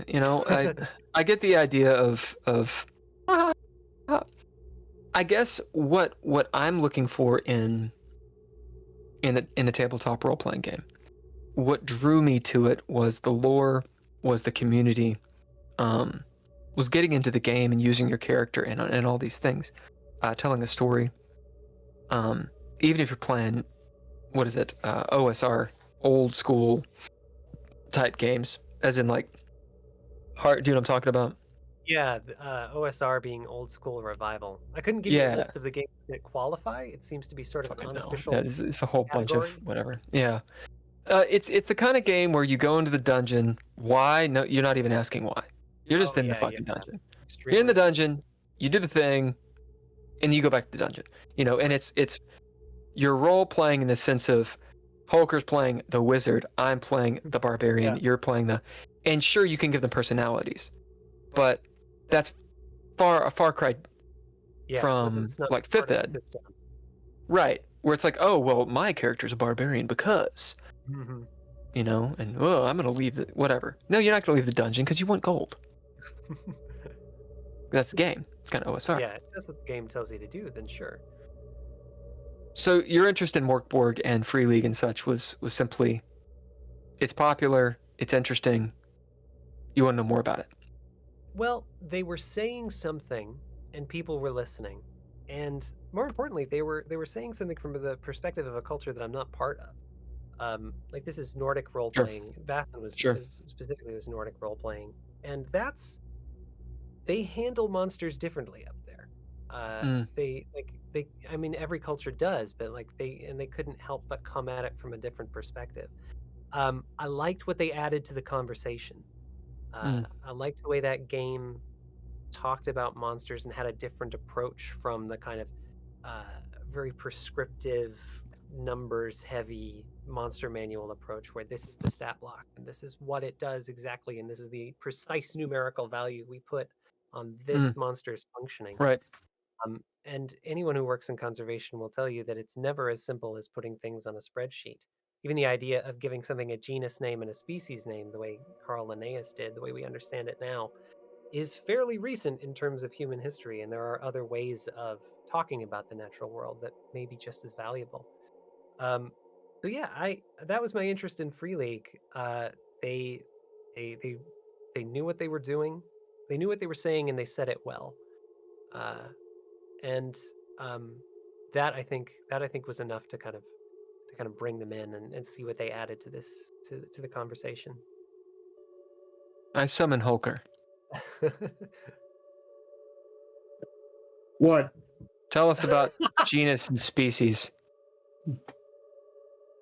And the new. You're telling me a long time ago. Not a long time ago. Yeah, so what I was telling you about was I remember what I was trying to tell you. I was telling you about the old paradigm where you had genus and species, but then you also had things like family, order, class, phylum, and whatnot. These were sort of ways of grouping animals that were obviously, at the time, more similar to each other, and then putting them in more progressively all-encompassing classifications. So we're all mammals, so that we're all in the class Mammalia.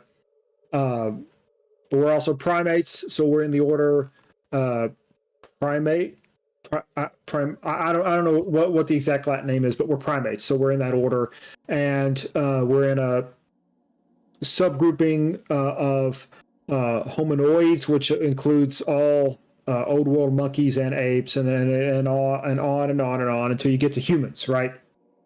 But then there's also you can look at it from something known as cladistics.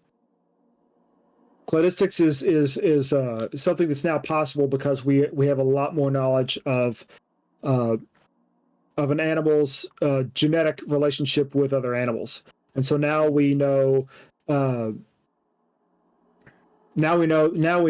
we're not only mammals, but we're also vertebrates, but we're also fish, because we never really stopped being fish. That's one way of looking at it. We're amniotes because we all descend from an animal that at one point laid eggs, and we're also tetrapods because we all descend from an animal that at one point had 4 legs. Even though snakes no longer have them, they're still tetrapods from that perspective. All right. That's probably what I was talking to you about. Yeah, something like that. Is that and the deep time thing? It's that's wild. You have a website. I do. It is Scintilla or Skintilla. I have a feeling it's Scintilla, right? Yeah. Scintilla.studio, is that right? That's right. Why do you have this website? I know that sounds like a vapid question. It's not. But it's one I ask myself every day. Now it's an incubator. For a while, that website existed to sort of gather everything that I was kind of interested in doing and things that I wanted to explore and have some sort of meaningful record of them. And after a while, it just became a useful way of sharing my portfolio of work. So yeah, it's still out there. I'm sure there's a bunch of stuff on there that's drastically out of date. But it's a good way to kind of point people to what I'm doing and summarize what I've learned. So it's not your main thing right now. It sounds like that's not the thing that like.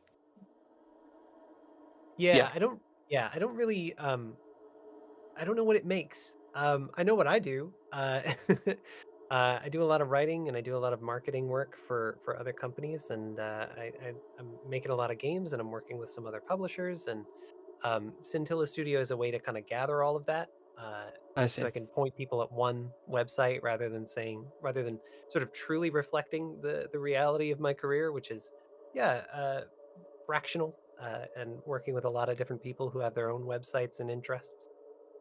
It's a great way to kind of centralize people getting in touch with me and seeing what it is that I do and finding which part of that massive constellation is interesting to them.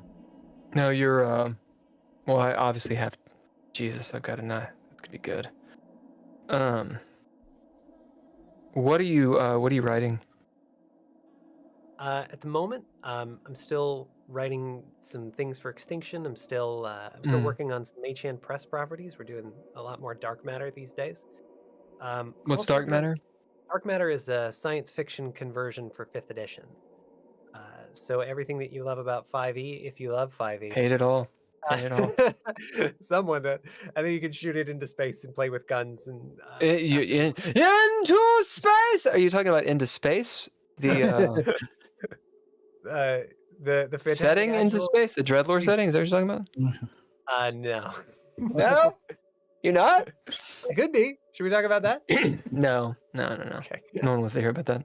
I do want to hear more about dark matter, though. Yeah. Let me pull up the book.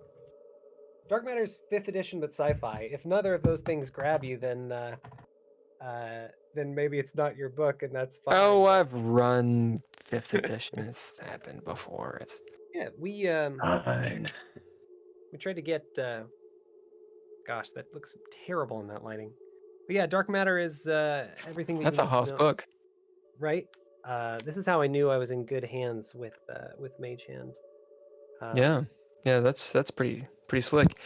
Are they doing crowdfunding on those, or? Dark Matter is Dark Matter's had its crowdfunding campaign already. It's been out for a while. Sure. We're looking at doing an upgrade in the near future. Well, what my question is for Mage Hand Press, are they essentially, do they have idea? Is it like Free League, where they have an idea and they crowdsource it and then produce it? Yeah, that general pattern has worked for Mage Hand quite a bit in the past. I think the 3 things you're going to know Mage Hand for are Book of Extinction, Dark Matter, and Valda's Spire of Secrets, which added a whole bunch of new player options to 5th edition. That sounds familiar. Then again, I listened to your podcast, so but I haven't kept up a whole lot with the D20 thing. I understand why it's very popular, because people don't know better. But I'll tell you what, one of the reasons I'm still playing, or one of the things that hooked me back in 2015, was that this game comes with cool math rocks that clicky clack when you toss them. Oh, that's cool as shit. It's like that's Lizard badass. Brain likes this. Yes. There we go. And I mean, I get it. It's a universal system. That's cool. That's cool. Right, we do support mechs in this game. Yeah. What kind of sci-fi stuff you want? We'll have it. We'll throw it in there. That's neat. So you worked on that one? I'm working on it now. You're working on it Dark now? Matter was one of the projects that Mage Hand did before I was able to join the team. So you joined the team with Mage Hand, and you did this. I was under the impression that you had the Extinction book, or Book of Extinction, and then you contacted Mage Hand Press to be a part of it. But it sounds like you were a part of them prior to that. No, I worked myself into a job. Oh, I see. Right on. Yeah. Yeah. And so you're writing for them. Yeah, I do writing. I do some marketing work for them as well. Yeah, I come to this with a background in public relations and education. So yeah. I just had this existing skill set. I have not found anyone who trained to be a writer of games, especially role-playing games. Most people come to this field from a bizarre constellation of different backgrounds. Mine happened to be marketing, and I was able to bring some of that in with me. That's amazing. It's such a super fucking power. You're like a wizard. Can you tell me any about functional marketing right now? Let's say as it pertains to a book, because there's people, and of course I'm thinking about my book, but people make games and they might get the Kickstarter going, maybe because their friends do it or whatever. But then what the fuck do you do with it? Right? Like it seems very difficult, especially for a book like what we're talking about. That book is what to print in color, hardback, because you're not going to print it paperback, because why would you do that? It's not any cheaper to do that. It's like a $30 to $35 book, just base, and that's assuming you're using something like Lulu Press, unless they've got their own press, which would make sense since it's the name. Maybe they're saving money, which I highly doubt. So my point is, you buy 100 of those books, it's like $3,500. Boom. You dig what I'm saying? Like, how do you do anything with the book? How do you market it? In terms of business margin? Yeah. Well, And how do you think about this? And I hear, it's social media. It's like, oh, fuck yourself. Social media is bullshit. It's not bullshit, but like, if you don't have a following, you don't got a following. So I've worked with a lot of. I'll give you kind of my my signature philosophy on marketing, and I'll keep it brief and relevant. I've worked with a lot of different companies as a marketing professional, and every time I interact with someone in the C-suite, someone who's my boss or who's an executive, their instinct when they say marketing is social media. So what are we doing on social? And that to me is driven by a fear of missing out, as though they need to take every possible opportunity to tell as many people as possible about their book, right, their product, and that's how you do marketing. And it's exhausting. It's exhausting, and more to the point, it's not actually what you want. So I've also worked with companies, like now I'm working with very, very small companies, under 20 people, under 20 employees. And for them, time is even more precious. Every marketing, like when you are approaching marketing, you have to understand that you are going to miss out on some opportunity somewhere, probably a really good opportunity to tell people about your product.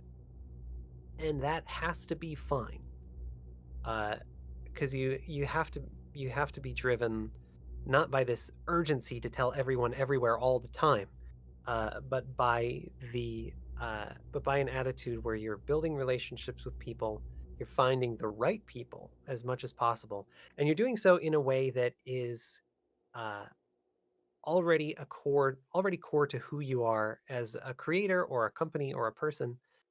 And that's sustainable for you going forward. Your whatever audience you gather doesn't want to see you fail.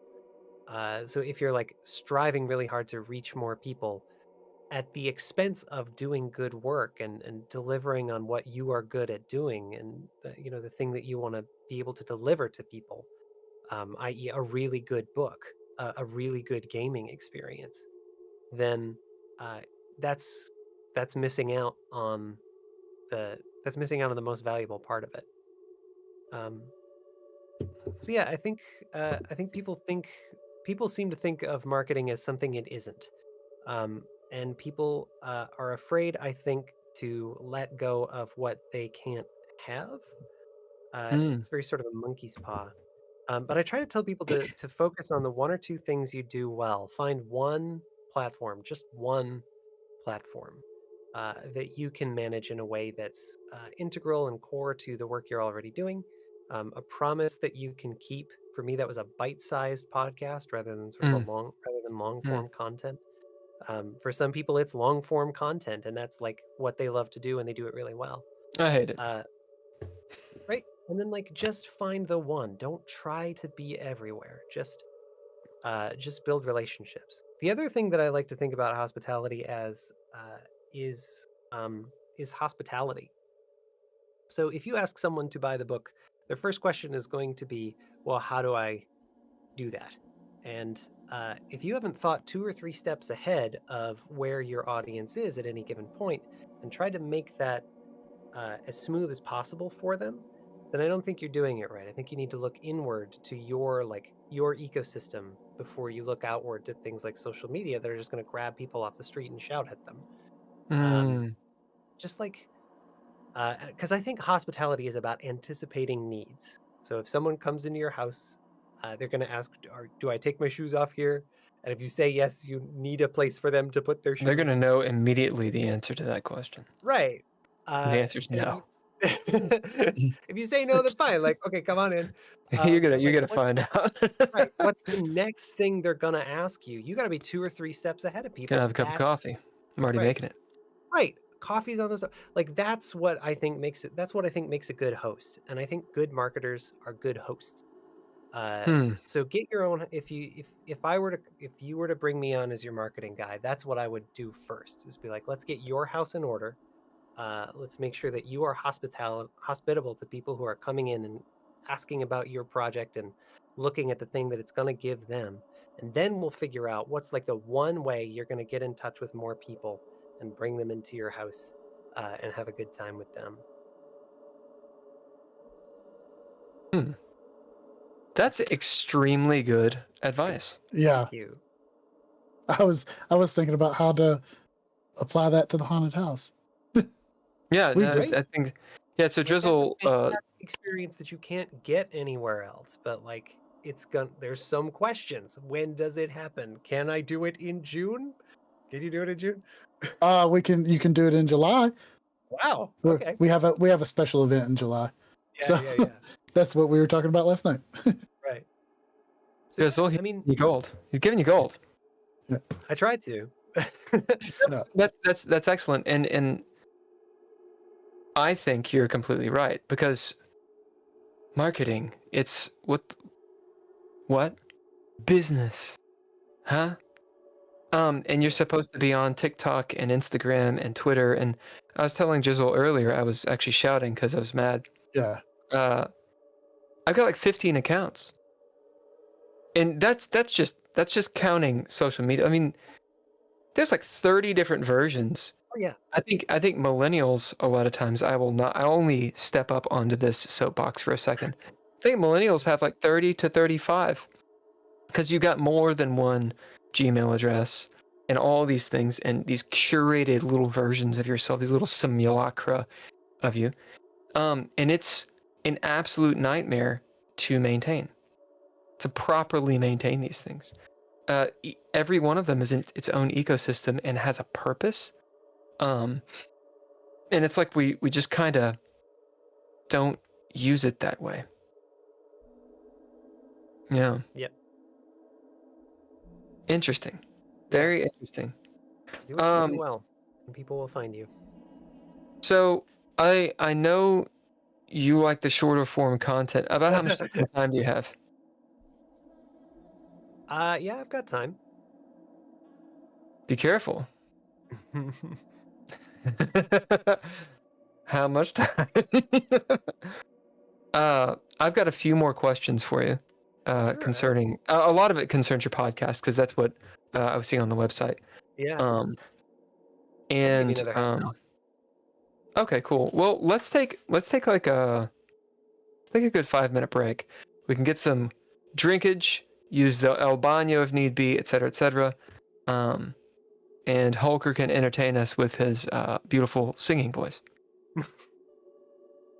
Normally, I would post music, but I don't have any music for this. So... Well, in all fairness, since it's pre-recorded, you can edit it out. Well, we're online now.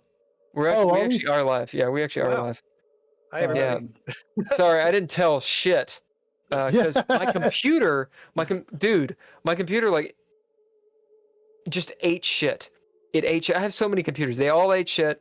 Finally got back online. It was horrible. Cats and dogs living together. Fuck it. Let me see if I can find something cool. Hey, Drizzle? Yes. I didn't do the intro or any of that shit. because I was mad. I don't know what the intro is for this because I'm not usually. Basically, it's the same thing. It's fine. I'll fucking do it. I just. Hi, everyone. We've been doing this for like 2 hours. This is the Geeky Gamer Podcast. We're here with Lucas Zellers. Lucas, would you like to say hello 2.5 hours in?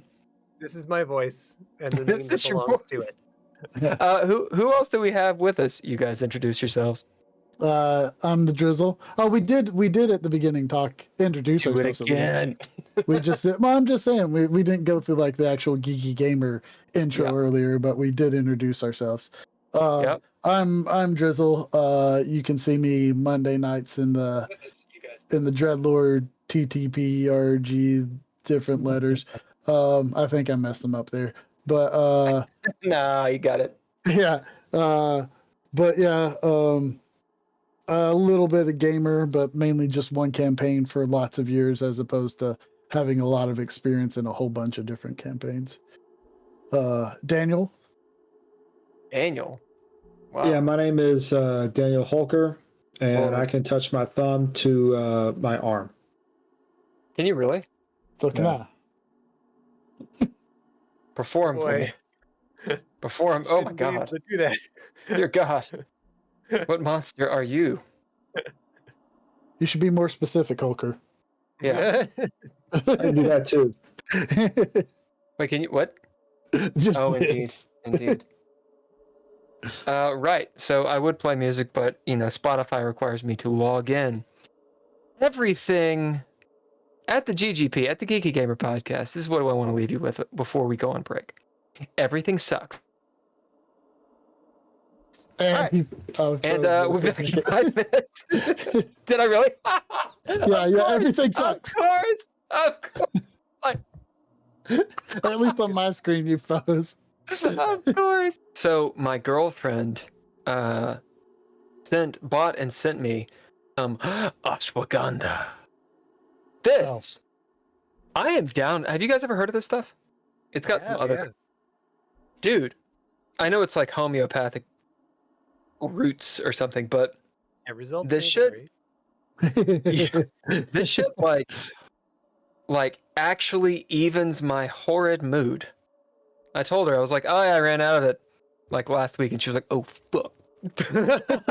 Got me some shit. I told Drizzle before we started this, I was like, I am awful. Yep. Is it an excuse? Maybe it's an excuse. Okay. Are you ready? I am, yeah. All right. What's on your shelf? Obviously D&D books, and what else? See a sewing machine? Yeah. Man, I think shelves are black magic. Because you can put stuff in them, then I think should really be possible. I put a bunch of stuff in there from my life. That's my D&D shelf. That's my mini shelf. If you find yourself going to a lot of gaming conventions, you should know that these are like pop-up shops and they're extremely addictive. So instead of like going way overboard and buying too much stuff at every convention I go to, I get one painted mini and I put it on the shelf. Oh, badass. That's badass.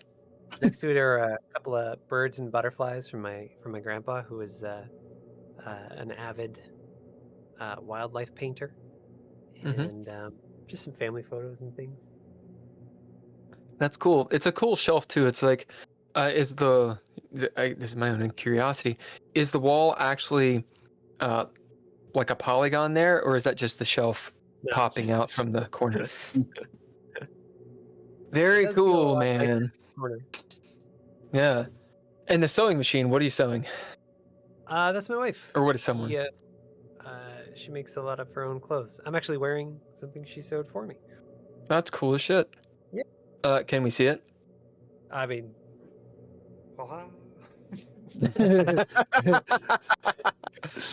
yeah, right on. Sewing also feels like black magic, so we have it is. It's wizardry. What are some conventions that are good to go to, or I should say that you go to? I mean, my circuit is Origins Game Fair in Columbus, Ohio. Right. That's the local. One of the chillest cons I've ever been to. Gen Con bills themselves as the best 4 days in gaming, and I think it's true because everyone goes to Gen Con. Everybody goes. Everybody goes to Gen. Like, if you want to see everything, go to Gen Con. It's very fun. D&D, it's amazing. Yeah, it's a lot more accessible than some of the other conventions. And the only other one I've been to is PAX Unplugged, Philadelphia in December. So you have not been to Dragon Con? I haven't been to Dragon Con, no, but I've heard good things about it. Yeah, Dragon Con is that's a wild experience. That's wild. I've been 2 or 3 times, and it's just bigger and bigger, and it's a different feel. Like Gen Con is more of a family feel when I went. Yeah, I think board gamers are a lot more chill in general than other convention goers. Like, because we would love to sit down and play board games for like 3 or 4 hours. Sure. And that's that can be pretty family friendly. It lends itself to a certain kind of experience. They have that at Dragon Con. They had it in the bottom. You got like 3, but it was this massive room, and it had a more of a Gen Con feel in the basement. But everywhere else, it's cosplay in panels and lots of BDSM. A lot of kink down at the Dragon Con. Whole lot. Which is fun. Different strokes, baby. For different folks. Not really much of a tabletop thing. So you go to Origins, which I've heard of. Yeah. You go to PAX Unplugged, which I had not, and then of course Gen Con. Which ones are you promoting what you do? Basically everywhere I go. I do love going to conventions because I can like go on Twitter and be like, hey, who's at Origins? And then like 3 or 4 very nice nerds will show up and we'll have a great conversation. So I'm doing I didn't start going to conventions until I started until it was part of my job. And I do panels. Yeah, you're a late bloomer, dude. Yeah, a little bit. I do panels at conventions I go to. So I'll be running a full day of panels at Origins. Basically all. It's a lot. Thursday. Now, you got involved. Go on, sorry. They put them all on the same day, so ordinarily it's spread out over the weekend. But I don't know. I guess they're like, nuh-uh. This year. Thursday, baby. Now, is this all through Black Magic, or I'm sorry, Mage Hand Press? Yeah, Mage Hand is going to be at Origins this year for the first time. I've been going for a couple of years because it's my home con, or like I can drive there instead of getting a hotel. So. Is that why you're doing panels? I guess what's your entry into panels? I spent some time as an adjunct instructor. I teach public speaking sometimes. You mentioned education, yeah. Yeah. So for a lot of people, the idea of going to a convention and standing in front of 25 people to tell them about your work and what you care about would be absolutely terrifying. To me, that's really exciting. So it was really easy for me to put together, and when I found out that was a good way to fund my convention experience, then I jumped in feet first. So how'd you get involved with it? There's Origins puts out a call for presenters and presenters every year. So there's an application process that's fairly straightforward. That's how someone would get involved in that kind of thing. Yeah. And if they were going to come and listen to you speak, it would be on Thursday. What's the dates? Origins is January 19th through the 23rd. Sorry, June 19th. I was going to say, it'd be wild. Sorry, that's a long way out. Got a lot of prep. Yeah. No problem. And there's going to be a link on my socials. It's kind of hard to find, so I'm gonna find that link for everybody and make it really easy. Yeah, but not on the website. Yeah, it'll be on the website. I'll put a banner at the bottom, I think. Okay, so a couple things. One, are you interested in a PDF of the Dreadlord book? Yeah, I'd love that. Okay, I mean, I'm sure you have a folder full of PDFs of games you've never even looked at. No. because I know how this is. Yeah, acquiring tabletop games is a very different hobby from playing tabletop games. Absolutely. Here's a question: do you do reviews for books? Do you have time to do that? I do not. The approach that I take, the approach that I took with making a monster was, I need to. What makes the show what it is having a monster with an interesting story and an interesting connection to the world, and the person who designed it. But I haven't been taking new guests in a while because again, I Yeah, have to sure. You haven't done review. that podcast. I mean, in general, I'm not talking about myself. I'm talking for a friend. What? No, like I get it, and I don't have an audience who expects me to review games at this point. So even if I How said yes, I don't know how that would help anyone.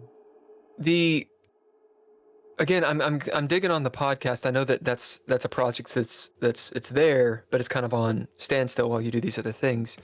But I'm interested in it. It's what I prepped for. So goddamn it. Thanks. When someone tells you about a monster, do they take you through? I guess two questions. Do they take you through the process of the creation, or are they just telling you about it? And then my second question: a lot of these podcast episodes start with what sounds like a narration from a module or perhaps a game session. Explain. I didn't expect that to happen. That was a happy accident. I did it for my first couple episodes, and actually, I recorded the first couple episodes in a batch. One of my guests had the foresight to read some of the flavor text or the read aloud box from the game. And it just really worked for the format. Having like a minute or two up front where you kind of encountered the monster the way you would at a table made it really natural for people. And it was a great way. It was a way that everyone, most of my guests, if you're a game designer, then you're a game master at some point. Like you know how to run a game and you know how to do good narration and draw a table into the kind of experience that you're giving them, whatever that happens to be. So that just became a really easy way to start the show. It made people usually record that in about the middle by the time people are comfortable and kind of loosened up and excited about the thing they're talking about. And it worked out really well. Yeah. And then what was my first question? Oh, Drizzle. How do people what do people? Oh yeah. Do they show you the actual creation process or? Sometimes. It's usually D&D, right? Usually, or D20 stuff. Okay. Usually, but that's only because I think I like to think that the backlog of the podcast accurately reflects the percentage of D&D's market share. Like most of the time, yeah. If you ask someone whether they play a TTRPG, most of the time it's D&D. But I've advocated pretty hard over the course of the show for games that aren't Dungeons and Dragons because I don't want to perpetuate a stranglehold on storytelling, especially in that oral tradition. There are other games out there, and some of them are really good at stuff that D&D is not good at, and I want people to like Dreadlore. Like I want people to like everything. Yeah, I want people to be able to find the game that works for them. And I've had really great conversations with people who design outside of D&D's accepted vocabulary and strictures. So sometimes they'll show me how they put it together. A lot of times I have to kind of work to get that out of them. But when people really grok what the show is, they come prepped with like, here's what I made. Here's how it was a logical step forward from my influences. And here's a couple of things that I brought into it with me, either from the monster itself or from my own work. And that I think is what makes an interesting episode. They were all interesting, the ones that I listened to. Thanks, man. Yeah, I thought they're very, very well done.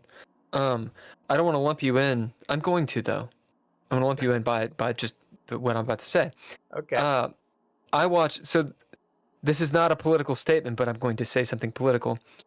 Did you listen to Rachel Maddow's Ultra?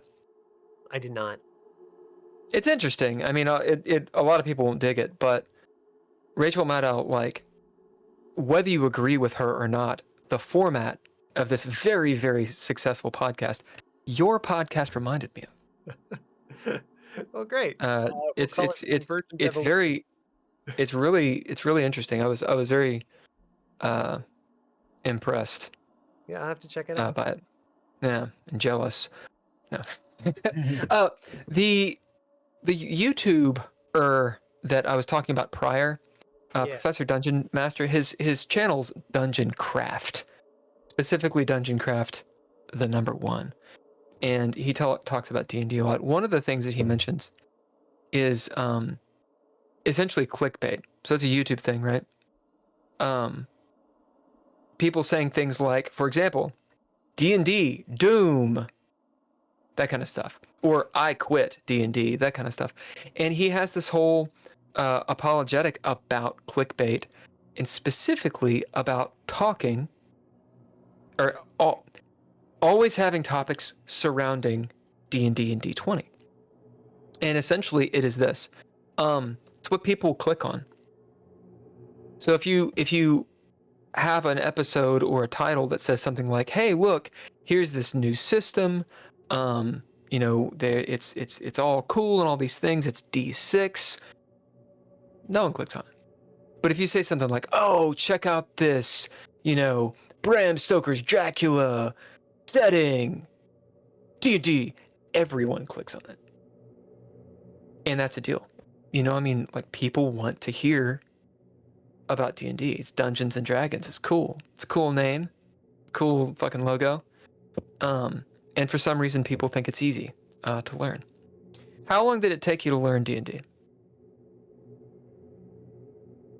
How long did it take me to...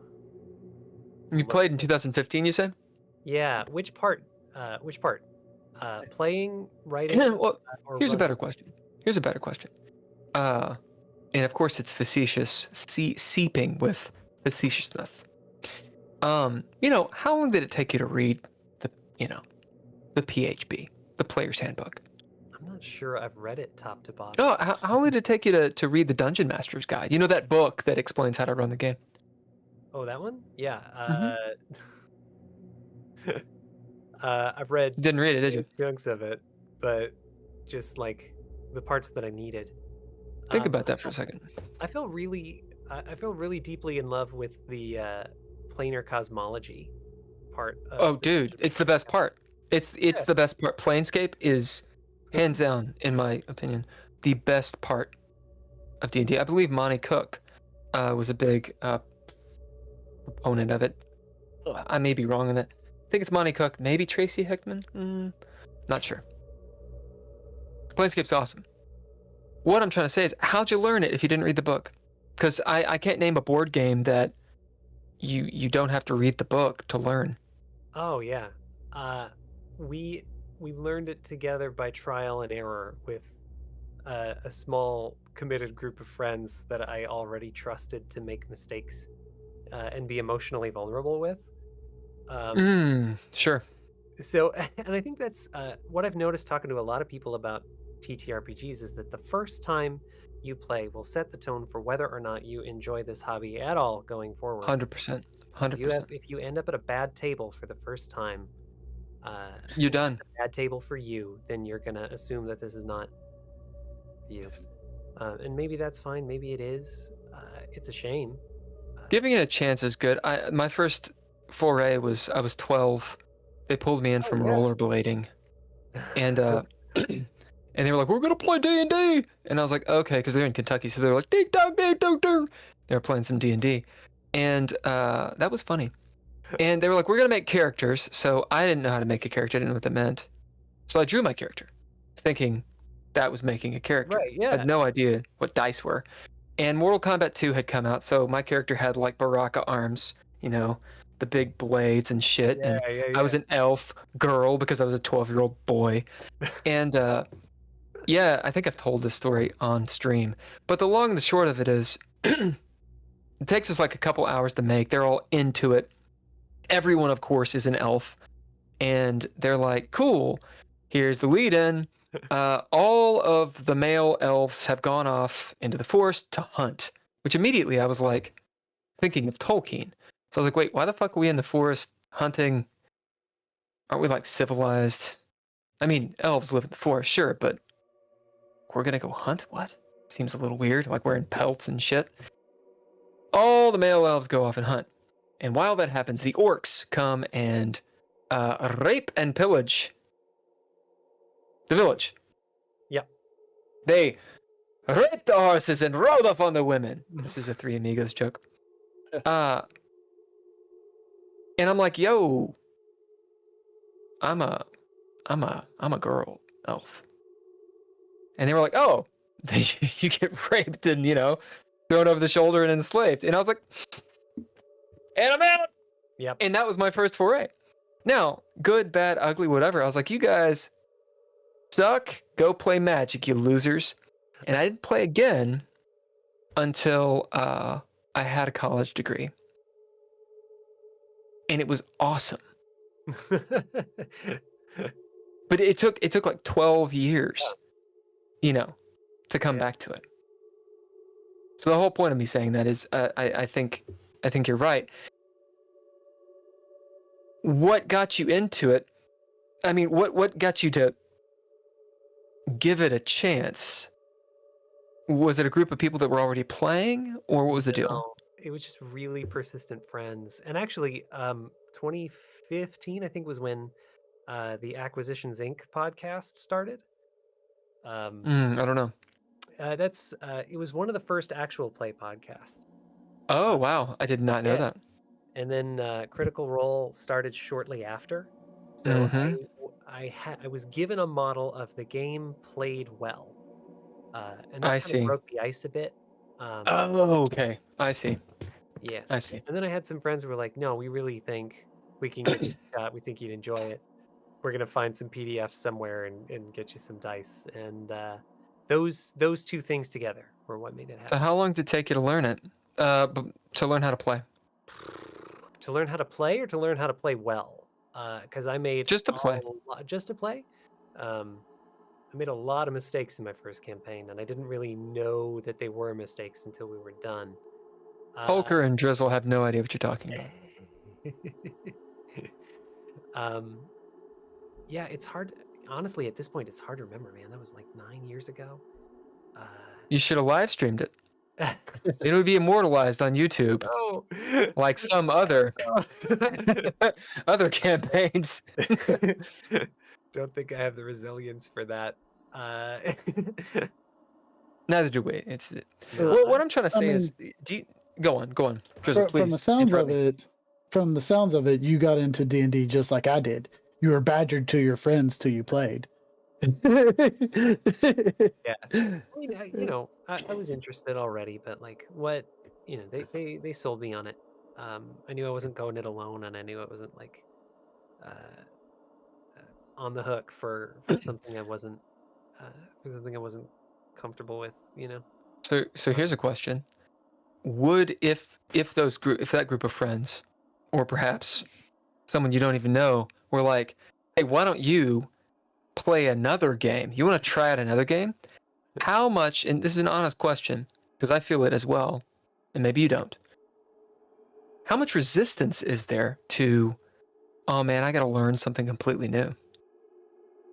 Almost none, but then I'm an exceptional case. Partly because I already know and love so many other systems. Partly because I do this for a job, and like I kind of understand how a TTRPG is put together. Okay. Oh, maybe we lost him. Oh, am I gone? No, you're there. I'm back. You just froze a bit. Yeah. Was that like this? Yeah. Yeah. Everything sucks. So yeah, I understand how a TTRPG is put together. I can fairly easily kind of parse things out. I have a backlog of games that I would love to play with people that I just know is never gonna happen. Yeah, I feel that. Well, I'll send you the Dreadlore PDF or a link to it. Thanks. If you want to take a gander at it or whatever, we do one shots here and there. We usually do it on Mondays, but we can do it at other times too. and I'm trying to get a group of people that would like to learn, maybe like a couple people and then a couple veteran players. So if you're ever interested, then you are welcome to try it out. Okay, I know you got to leave soon. Holker, any questions for Lucas? Is the Leviathan in your book? The what? The Leviathan, Holker. Leviathan. I'm gonna punch you in the face. Which Leviathan? It's the name of an actual extinct toothed whale that might have been the thing that ate the megalodon. No. It's like a sperm whale and a demon, and they yeah. Yeah. But it was a real creature. Oh, I believe you. It's just when you say Leviathan, there's a biblical reference for that. Yeah, I think that when they named it, it was kind of a play on that word, but it was an absolutely real creature, and it probably ate whales and sharks and whatnot. Oh yeah. Damn. You showed Hulk. You showed Hulker up on the first two. He's just trying now to even the score. He's trying further into deep time. He's coming after you, man. He's coming after you. Drizzle, do you have any questions for Lucas? I do not. The only thing would be, and you'll probably say, is there anything else you wanted to talk about that we haven't already? Anything of yours to promote or anything that we haven't talked about? Yeah, I mean, I would love for people to check out a game called Precious Things. It was the first thing I put out on itch.io. It's a one-page RPG about tiny dragons building a cozy horde in the modern day world.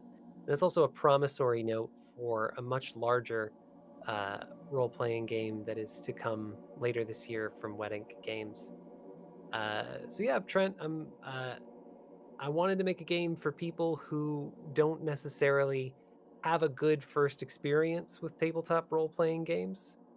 So I made one that was easy, fun, and accessible, and had kind of a cool thing to say about dragons, the quintessential monster, and what happens when they get smaller and have to deal with the pressures of a modern industrialized society. So you can find that on my website, scintilla.studio, and I'm going to be making some noise about it on the internet as we get into the next couple of weeks. That's awesome. Is it D20 based? It's not. It is. So Wet Ink Games has a system of their own called +1. It relies on a few D6 and a deck of cards, which is interesting math and a different way of putting things together. Yeah, those games are really neat. I like the one-page modules. My buddy Jeff McNeil, who's a game designer as well, put me onto OSR and a lot of the one-page worlds, and you kind of don't know what to do with them, but it's almost like they're just inspiring in and of themselves. Yeah, and it's what I based my modules on as well. Not a lot of space for really strong rule sets or a lot of help for people, so you just kind of give people one page that they can print out, and it's like 45 to 60 minutes of a good time. I think they're very fun. I think if you want to become a game designer, or if you have a game idea and you want to check it out, write it as a one-page RPG first. If it works that way, then you can build it out bigger and it'll still work. Now, how do you? A lot of people. This is a question I had before. A lot of people will have a setting or a splat, an adventure, whatever, and it works on D20 because you don't have to explain the rules. Everybody knows the rules. But what if you have a module that doesn't? Like, for example, it could be something that you could use with whatever, right? As in, like, it's just the setting, and it's agnostic of. I should slap myself for saying agnostic. It doesn't matter what setting you use. I'm sorry, it doesn't matter what rule set you use. How do you explain that in a one-page document? Or do you just say you can use anything you want? Or you need this rule set up? Like, how do you attack that? As far as one pages go, there's like a family of proven systems for one pages already. And if you can't handle it in a paragraph or two, then you haven't made a one-page game. You've made something else, which again is fine, but it's not that particular test of game design. Precious Things runs off of is a hack of something called Lasers and Feelings. It uses 1d6 and a couple of numbers, so it takes about 3 minutes to explain. And there's that's rules light, I would assume. Yeah. And there are a few other ways to do it. And again, people if you're offering a one-page RPG, people kind of have to buy into that. We're gonna really make a lot of this up as we go experience. But yeah, there's a lot of ways to do it.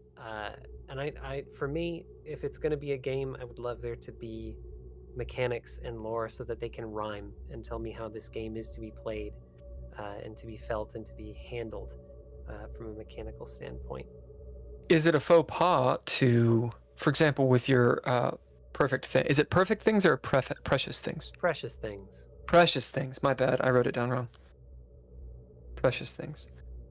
With Precious Things, is that a deal where in that one paragraph you wrote all the mechanics? Or could you have been like, hey, if you want the mechanics for this, here's a supplementary book or whatever that's like 10 pages or 20 if you want to like get into it? Or is that like a faux pas of like, you're broken the one page game? Maybe. I don't know if faux pas is the right word. I wouldn't have done that as a designer because I wanted it to be, I wouldn't want to, it seems inhospitable to me to promise someone one page that works as a game for, 90 minutes or so, and then make them go somewhere else to make the game function. But Precious Things suggested a lot of themes and mechanical ideas that there was no way they were going to fit on one page. And when I found a publisher for that game as well, Precious Things might be unique in that it has a larger, like a full-scale source book coming. But they're going to be very different experiences. The full source book from Wet Ink is going to be the kind of thing that you can play for maybe a year. Like a campaign. Yeah, like a full campaign, and it's going to support that with the mechanics that are necessary. And so it's like a teaser is what it is. But, and one pages are weird in that they are still a functioning, complete game on their own. And you can interact with the one without interacting with the other, and you'll still have a great time, I think. It's just, what you've got time for and what interests you. Interesting. Yeah, okay, so Precious Things. That looks really cool. Thanks. And itch.io I'd never heard of. Itch is a fascinating platform. If you're gonna like form a company and make a game, I recommend building your own website and your own e-commerce platform if you can. But if you're not, places like itch.io are a great place to kind of. It's a lot like Etsy for games in that it or the DMs drive-through RPG in that they handle the platform and the fulfillment and the payment processing for you, so you can do a lot of experimenting that you wouldn't be able to do if you had to put up all that capital in terms of time or money yourself. Yeah. All right, last thing. Let's see.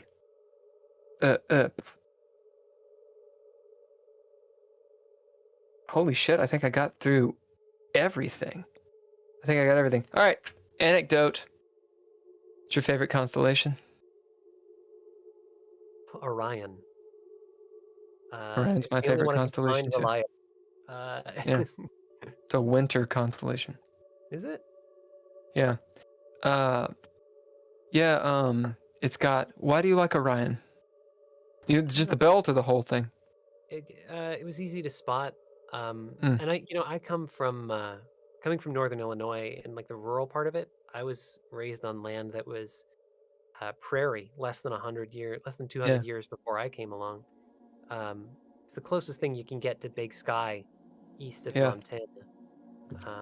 And Orion just burned. If it's a winter constellation, that makes a lot of sense. It is. Long winters, and the stars always looked brighter and closer. I have a song about that. Corroboration, motherfuckers. Orion has Beetlejuice, or as Holker likes to say, Beetlejuice. Yeah. I want to say it's 400-ish light years away. Super red giant, or just a red giant? Its exact distance has always been a mystery, but I think the last value that I heard was around 600 to 700 light years away. Apparently, when it explodes. Apparently, when it explodes, if it has already or not, it will be pretty glorious. Pretty glorious. Yeah. Anyway, yeah. Fuck yeah, man. Orion is... I talked to Orion. Lucas Zellers, thank you so much for joining us, man. Well, sorry it's been a shit show. It's just been all over the place. Every single other GGP has been so much on point, more on point, technology-wise. I normally have Couchfire Media doing our media production, and today we don't. We got Bill fucking Bunkum doing it. I want to say thanks to the Patreon people. Nostalgic, aka Ember Alaria, Natalia Cline, Tim Roberts, and Mr. Daniel Holker, hooking up that Patreon. For our music, it's normally all lowercase letters, but not tonight. Tonight it was Intrepid Adventurers. And I think that's pretty much it. We'll be back, I think, next Thursday. What is next Thursday? What's the date? Is like the second or something? The second. Yeah, we'll be back next Thursday with somebody. Check it out. Lucas Zellers, thank you so much, man, for joining us. It sounds like you have tons going on, and we want to be a part of it. Thank you. Yeah, I'm hoping things have calmed down, and I'm yeah, it's a great time to be me. And I'm glad that there are people out there who take the time to encounter my work and ask great questions about it. I'm always floored when I meet people who enjoy it, and that's why I keep doing what I do, is to try and get people into that place. Yeah, absolutely. And when Book of Extinctions comes out, and when This Precious Things come out, and when the actual source book for Precious Things comes out, do let me know through email or Discord or whatever. I'm going to send you the PDF for Dreadlore, and you are welcome to play if you want. Thank you. If you've got time. Bye, everybody. Good night. Bye. Bye.